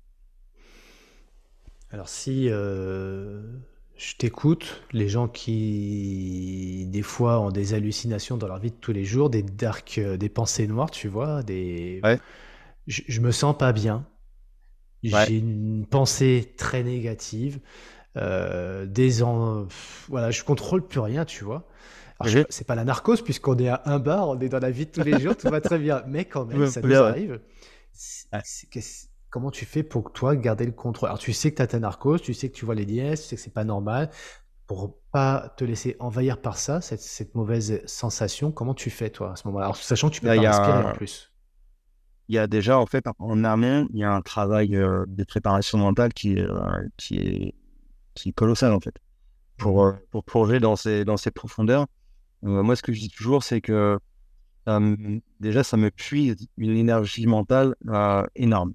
Il y a évidemment une préparation physique qui est très, très, très importante, mais il y a une préparation mentale de tous les jours aussi qui se fait en parallèle. Et pour gérer tout ça, pour accepter tout ça, en fait. Parce que c'est pas de la gestion, c'est de l'acceptation. Parce que c'est un petit peu comme l'envie de respirer, tu vois. À un moment donné, je sais que je vais avoir envie de respirer. Je suis pas un homme poisson. Il y a un moment donné où voilà, il y a un diaphragme qui va réagir, il va me dire, oh, qu'est-ce que tu fais? Vas-y, prends de l'air, quoi. Et en fait, ça, c'est un travail de long terme, d'acceptation, qui vient se faire avec des protocoles comme de la visualisation, de la méditation, des exercices ventilatoires, etc., que je pratique bien en amont de tout ça. Et puis, il y a une Mhm. construction, c'est-à-dire que pour arriver à ces profondeurs-là, c'est pas du jour au lendemain, quoi. C'est vraiment un travail de répétition, un travail de patience, de persévérance, que tu imagines bien que tu vas pas à 110 mètres du jour au lendemain. Mhm. Donc, il y a un travail derrière qui est colossal, quoi. Donc, et c'est un travail notamment de préparation mentale, qui peut être aussi transposé dans la vie de tous les jours. Et d'ailleurs, je m'en sers dans la vie de tous les jours. Bon, j'ai pas de narcose Mhm. dans ma Mhm. salle de sport, mais tu vois, quand je suis dans une file d'attente, qu'il y a du monde, que ça avance pas, quand je suis dans les bouchons, qu'il y a du monde, que ça klaxonne, etc. Et bah, tu vois, tous ces petits outils, tous ces petits exercices que je développe au quotidien, la patience, le self-control, le lâcher prise, et ben en fait, tout ça, ça vient s'embriquer et ça vient prendre son sens à ce moment-là, à ce moment bien précis. Et c'est un Mhm. travail de très longue haleine, en fait. Quand je dis je vis apnée, c'est qu'en fait, tous les jours, je travaille une partie de mon apnée, même si c'est pas de l'apnée pure, mais je vais travailler sur le relâchement, je vais travailler sur la concentration, je vais travailler sur l'assouplissement, sur le travail de ma cage thoracique. Euh, voilà, c'est des exercices ventilatoires, c'est pareil, c'est presque tous les jours. Donc, Mhm. ceux qui ont des pensées un peu noires, mais c'est pareil, ça peut être, pourquoi pas, un petit exercice de temps en temps. On n'est pas obligé de faire une demi-heure de méditation tous les jours pour en ressentir les bénéfices. On peut très bien faire, je sais pas, le matin, prendre 3 minutes pour soi, s'asseoir sur une chaise, prendre 5 respirations conscientes. J'inspire par le nez, j'expire par la bouche, je suis conscient de ma respiration, je suis relâché. Quel impact ça a sur mon corps? Quel impact ça a sur mon esprit? Et ça, en fait, c'est créer des petites habitudes, tu vois, c'est créer des petites briques. Et en fait, ces petites briques, elles viennent s'encastrer et à la fin, on arrive à construire un mur, quoi. Et c'est la répétition de petites tâches tous les jours, tous les jours, tous les jours, qui va venir créer tout ça, quoi. Mhm. Je te laisse parler là sur ces dernières minutes. Et puis, bah, ceux qui ont encore ceux qui auraient des questions pour aller plus loin dans cette démarche-là, je pense qu'il faut se réécouter ce que tu viens de nous dire plusieurs fois en fait. Ouais, Parce que tu as tout dit. Euh, et dit c'est ce trop que vite tu as dit peut-être. tout. Non, non, non, non, pas trop vite. Mais c'est vrai que Ouais, on s'attend peut-être à avoir un outil, tu vois, et il suffit de le faire une fois de temps en temps pour que ça vienne neutraliser des pensées, mais quelles qu'elles soient d'ailleurs. Mais non, tu nous dis, c'est déjà c'est pas de temps en temps, c'est tout le temps qu'il faut faire, c'est des routines, c'est faire ces exercices de respiration. Tu l'as dit tout à l'heure aussi, hein, c'était il y a peut-être 1 heure de ça dans l'interview, je respire, je fais mon scan corporel et ça me permet ouais, après de créer un pont entre le corps et l'esprit. C'est ce que j'avais noté tout tout à à l'heure. fait. Et là, tu nous redis là d'une autre façon. Ouais, Donc, finalement, si moi, tous les jours, je veux avoir une petite une routine, pardon, je corrige, je dis pas petite, une routine une qui me routine. fasse du bien pour la journée. Tu as dit, je m'assois, j'inspire par la nuit, j'expire par la bouche. Voilà. Je Mais fais une sorte de déjà, scan. déjà avoir conscience en fait de notre respiration. Je Conscientiser sa pense que respiration. ouais, conscientiser sa respiration, Hmm. c'est-à-dire quoi? C'est-à-dire c'est sentir en fait la respiration qui passe par le nez Hmm. et qui ressort par la bouche. Peu importe, tu vois, on peut Hmm. inspirer par le nez, expirer par le nez, mais déjà être vraiment pleinement dans l'action, pleinement présent en fait quand tu fais ça. Hmm. Et en fait, ça va t'aider à te canaliser, à te reconcentrer, à te centrer sur toi. Et la respiration derrière, cet outil, une fois qu'il est utilisé, il vient, il peut être transposé dans plein d'états de la vie de tous les jours. Hmm. Ça peut être avant une réunion, ça peut être avant une conférence, ça peut être pour mieux s'endormir, Hmm. et que sais-je. Mais en fait, ce qu'il faut savoir, c'est que la respiration, enfin, moi en tant qu'apnéiste, je suis d'abord un expert dans la respiration plutôt qu'un expert dans la non-respiration, tu vois. Hmm. Et c'est grâce à la respiration qu'on arrive à retenir notre respiration. C'est C'est vraiment ça qu'il faut comprendre. grâce à ça, la respiration, qu'on arrive à maîtriser cette Ouais, non-respiration. ouais, Excellent. ouais. En Euh, fait, il faut prendre vraiment le truc dans le sens inverse, quoi. ouais, génial. Tu Ouais, fais comme François, je lui disais comment on fait pour bien dormir. Déjà, il me disait, bah, faut prendre le truc à l'envers, faut commencer par bien se réveiller. ouais, exact. Et toi, pour bien respirer, enfin, pour ne pas respirer, il faut apprendre déjà à respirer ou l'inverse d'ailleurs. Ça Ouais, marche dans les deux sens. l'inverse. Ouais. Ouais, Souvent, les gens, quand je veux juste faire un petit truc, je t'en une prie. petite, j'ai enseigné en fait beaucoup l'apnée quand j'étais aux Philippines et les gens ils viennent avec des barrières en fait. Et ils se Mhm. disent ouais mais te fous pas de ma gueule si au bout de 30 secondes je relève la tête et je vais respirer. Mais en fait on a tous en nous la capacité de retenir notre respiration pendant au moins 2 à 3 minutes. Et en fait Ouais, ça arrive très très vite en fait quand ouais. on vient simplement comprendre qu'est-ce qui se passe dans le corps quand on arrête de respirer Mhm. d'avoir ces petites clés, des petits exercices pour apprendre à gérer, à canaliser notre flow intérieur. Et Mhm. en fait, avec 2, 3 petits outils de relaxation aussi, on arrive à travailler vraiment sur la relaxation. Et ben en fait, les gens, en 2 séances, ils arrivent à 2, 3 minutes et ils sont tous tout le temps avec des yeux comme ça. T'es sûr, tu t'es pas trompé sur le chrono? Et non, non, je suis parfaitement sûr, t'as fait 2 minutes. Et c'est ça qui est dingue, c'est qu'on on fait sauter des verrous et l'apnée, c'est ça, c'est le dépassement de soi, on Alors ouvre des comme quoi portes. le flow, enfin cet état de grâce, j'entends plein de connexions entre cet épisode avec François. Vraiment, on écoute ton épisode, là, celui qu'on est en train de faire, et puis celui avec François, et on connecte Ouais, tout, et on comprend tous excellent. ces processus de respiration, de Ouais, récupération, et qui vont permettre d'accéder à un état de concentration optimal, d'être connecté, tu as dit, relié, créer les ponts entre l'esprit et le corps. tout à fait. Euh, c'est assez magique parce que quand on commence au début, c'est l'effet inverse. Tu viens de dire, tiens, les personnes que moi je forme, entre guillemets, qui je partage, Et- ils ont l'impression, dans cet état de non-respiration, que ça a duré 1 minute, alors qu'en fait, ça a duré 2 minutes, voire 2 minutes 30. ouais, ouais, ouais, parce qu'en fait, il y a une espèce de lâcher prise qui vient se créer Et et c'est un temps inversé. on perd le temps en fait. Mais c'est ça On- qui est marrant parce que tu vois, c'est une ouais, perte, on perd le temps, mais pas dans le même sens que toi la quand tu notion du maîtrises. temps, ouais, Toi, en fait, ce que tu disais tout à l'heure, c'est que quelque chose enfin, un temps qui va durer 3 minutes, pour moi, dans ma bulle à moi, il va durer, j'ai l'impression que ça dure 10 minutes. Alors que les gens ouais, qui démarrent là-dedans, c'est l'inverse. ouais, C'est ils marrant, on pensent a fait la complètement l'inverse. capacité qu'on a de distendre Ouais, le temps d'inverser intérieur. notre façon de C'est penser. incroyable. Ouais. Ah, moi, je trouve ça génial, ça, parce que les gens J'invite disent tous les tous, gens qui nous oui, écoutent à tester, hein, franchement, bien l'apnée. sûr. Alors, ne testez pas tout seul dans votre Non. baignoire ou à la piscine, hein. On n'oublie pas que l'apnée, ça peut comporter des risques. Faut toujours être bien encadré, trouver un club, trouver un coach, faites ça accompagner. Mais testez, franchement, vous verrez que ça peut apporter plein de belles choses. Et encore une fois, il n'y a pas besoin de tenir 5 minutes pour en tirer des bénéfices. Seulement, voilà, un petit peu de pratique et c'est vraiment un sport magnifique, quoi. On a quand même la chance d'avoir un champion avec nous aujourd'hui qui en parle. Si on veut te contacter, te solliciter, finalement, tu es aussi peut-être une des meilleures personnes qui pourrait nous accompagner pour ça. Comment on te trouve? Comment on échange avec toi sur ça, justement? Moi, vous pouvez me trouver sur les réseaux, donc soit sur Instagram, Mathieu Marayo. Sur LinkedIn aussi, je suis assez actif, donc pareil, Mathieu Marayo. Et d'ailleurs, je fais souvent des posts autour de la respiration. Donc je donne des petits conseils. Vous pouvez aller voir ma page. N'hésitez pas à me contacter si vous avez des questions. J'y répondrai avec grand plaisir. Je suis toujours dans le plaisir que je partage tout ça. C'est vraiment beaucoup de passion, quoi. Bon, si je suis une entreprise, que je veux faire un stage avec mes collaborateurs, si je veux faire venir toi auprès de mes collaborateurs, c'est possible aussi, quoi. Tu as un site C'est internet? possible.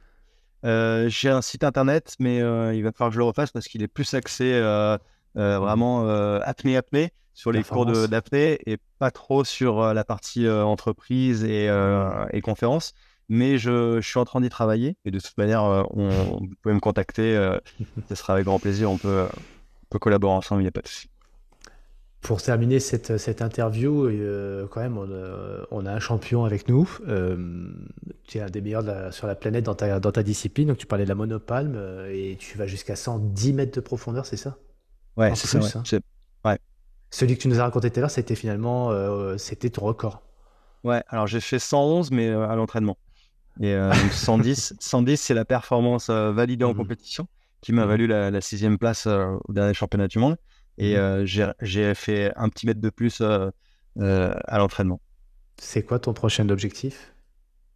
Prochain objectif, c'est dans quelques jours, Mhm. parce que je vais être papa. J'avais Donc oublié, c'est vrai. voilà. Donc là, c'est un Longue autre apnée. plongeon. Ouais, ça va être une autre apnée. Et donc voilà, on se prépare avec ma femme à accueillir notre premier bébé. Donc voilà, là, ça va être une autre histoire. Mais voilà, Mhm. voilà, l'objectif à très court terme. Et puis Mhm. après, à moyen et long terme, bah, ce sera reprendre des compétitions. Championnat de France début juillet. Et puis une sélection en équipe de France Mhm. et participation au prochain championnat du monde avec j'ai une très grosse appétence et là j'ai vraiment envie d'aller sur le podium. Mhm. Donc voilà, je travaille très très dur pour ça à la maison, beaucoup en ce moment, pas trop dans l'eau, mais beaucoup en salle, en muscu, sur mon vélo. Voilà, je laisse la partie hivernale, je fais toute la partie des fondations, je prépare la machine. Donc tu fais du cardio, c'est ça? C'est quoi Ouais, tes non, entraînements? C'est du cardio, c'est aussi des exercices de respiration, comme tu nous expliquais tout à il y a l'heure. Qu'est-ce que tu fais?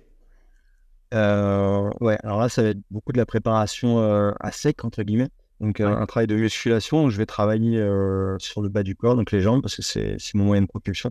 Hmm. Beaucoup de travail de charge lourde. Donc, je travaille la force, l'explosivité, la force pure, la force d'endurance.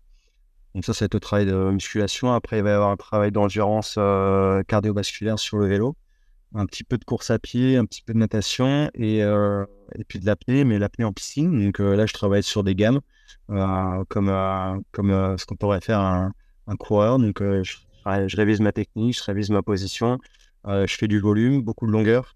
On a travaillé la partie oxyque, la partie hypercapnique. Là, on est sur des termes un peu plus techniques, mais en gros, je travaille sur, voilà, sur des apnées de plus en plus longues avec des récupérations de plus en plus courtes. Et ça aussi, je le fais sur le vélo. Cette année, je développe une nouvelle technique d'entraînement sur du vélo en fait en apnée. Donc, c'est vélo Mhm. d'appartement. Je ne vais pas faire ça sur la route. Et Et tu te fais du coup, des apnées en dynamique que sur ouais, des combien, des fractions de combien, par sur exemple? l'homme trainer, là, les gammes, ça va être, je commence par 30 secondes, 30-30. Après, je fais donc 30 secondes d'apnée, 30 secondes en respirant, sans jamais m'arrêter. Après, je vais monter à 40 secondes d'apnée, 20 secondes de récup. et je vais aller jusqu'à 50 secondes d'apnée, 10 secondes de récup. Et puis après, je vais travailler des séries plus longues sur du 1 ou du 1,20, 1,30. Après, je peux travailler l'intensité, la vitesse. Enfin, il y a des manières de s'entraîner. Et c'est ça que j'adore en fait dans l'entraînement, c'est que tout le temps, c'est aller chercher le petit truc en plus qui peut me permettre d'être meilleur. Donc, c'est tout le temps avoir un état de réflexion en fait sur ce que je vais faire et quel impact ça va avoir sur ma plongée, quel impact ça va avoir sur ma performance. Et c'est finalement un espèce de travail de fourmi en fait que je fais au quotidien pour aller chercher en fait extraire le meilleur de moi-même et aller ensuite que ça se reproduise dans la discipline, quoi. Il y a une fédération qui régit ton sport. Ouais, bien sûr, hein, donc la 2FE, 2FM, donc, qui est la fédération française d'études des sports sous-marins. Et vous retrouvez un petit peu entre vous des stages ou c'est un Alors, peu chacun? avec l'équipe de France, pas trop, mais Mhm. maintenant, moi, je fais partie en fait, d'une équipe professionnelle qui s'appelle la Team Habit. On est donc l'une des premières équipes pro. Et en Mhm. fait, on est cinq apnéistes, tous les cinq dans le top 10 mondial. Et on est encadré par un staff, donc avec un manager qui est un ancien commando marine national, Christian Mhm. Vogler. Et on a aussi une chargée de com et une chargée de sponsoring. Donc Audrey et Alice. Et on a aussi une chargée de réseaux sociaux, qui s'appelle Kenza. Voilà, donc là, l'idée cette année sur ce collectif, c'est de chercher des sponsors pour l'équipe. Donc, essayer d'aller rassembler en fait nos, nos Mhm. forces et d'avancer tous ensemble sous la forme d'une équipe et d'un collectif. Donc, c'est toujours ça qu'il faut fort en équipe. Et c'est ce qu'on essaie de mettre en place, en tout cas cette année. D'ailleurs, j'en profite, dans une semaine, c'est le salon de la plongée. Donc, s'il y en a qui sont présents sur Paris ou aux alentours et qui veulent venir nous rencontrer, on sera au salon de la plongée Porte de Versailles. Je sais pas si l'épisode sera publié d'ici là.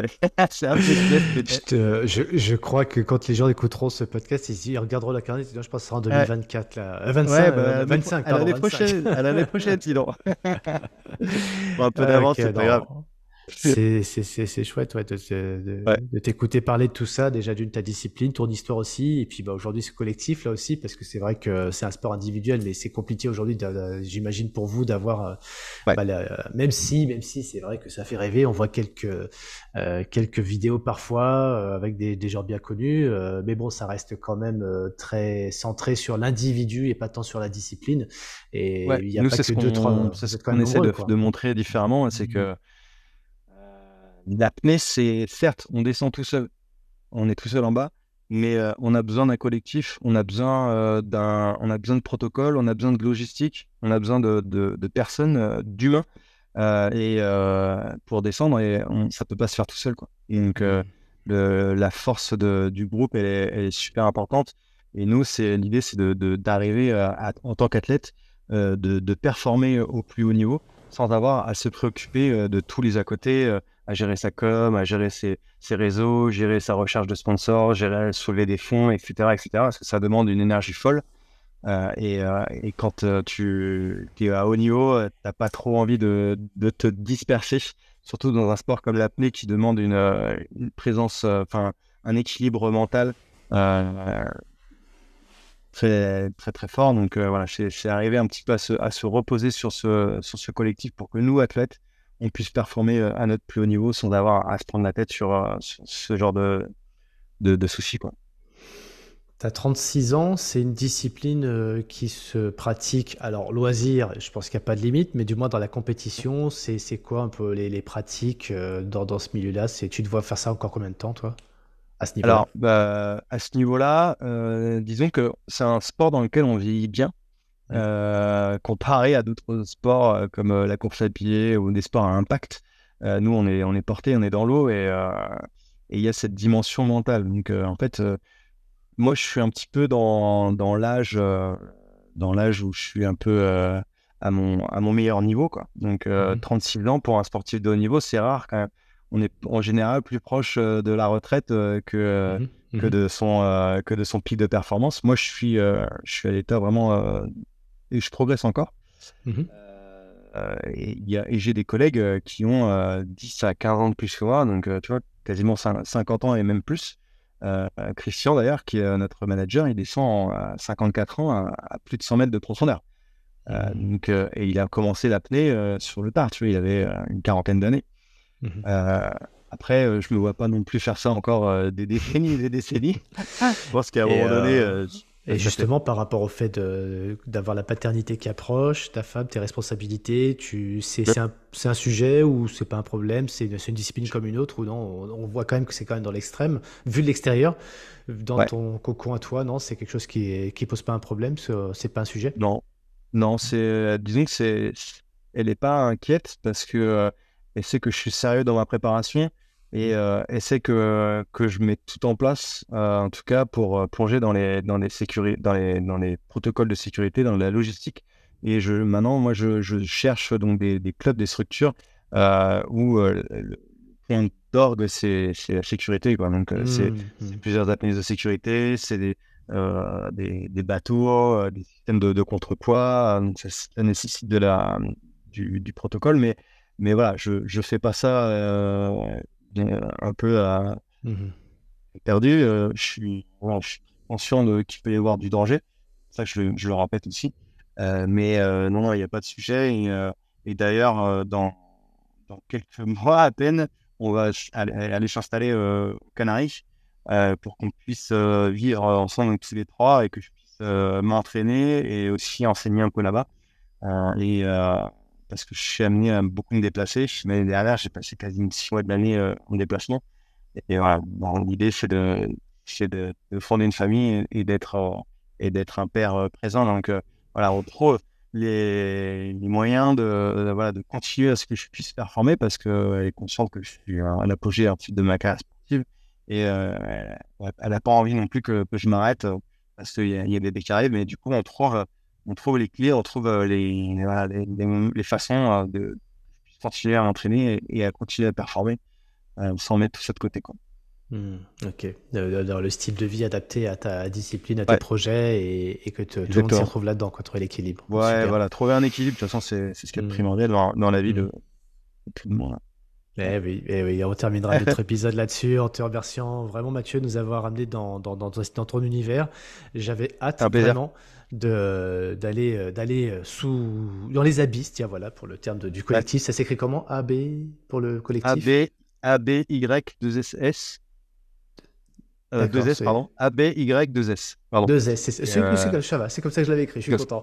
Ok, donc si on veut trouver des traces du collectif.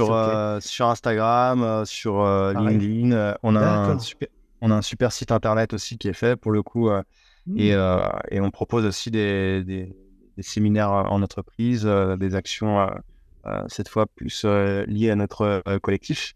Voilà, n'hésitez pas à nous contacter.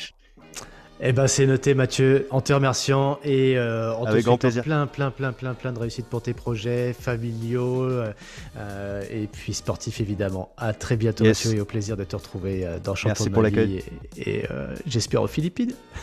Yes, pourquoi pas. À bientôt. Salut.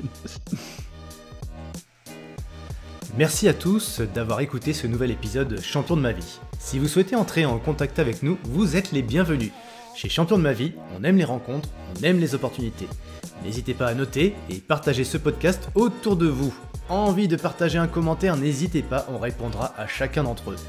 On est là pour vous aider à atteindre vos objectifs et on vous souhaite un maximum de motivation et on se retrouve dans 2 semaines pour un nouvel invité. À bientôt.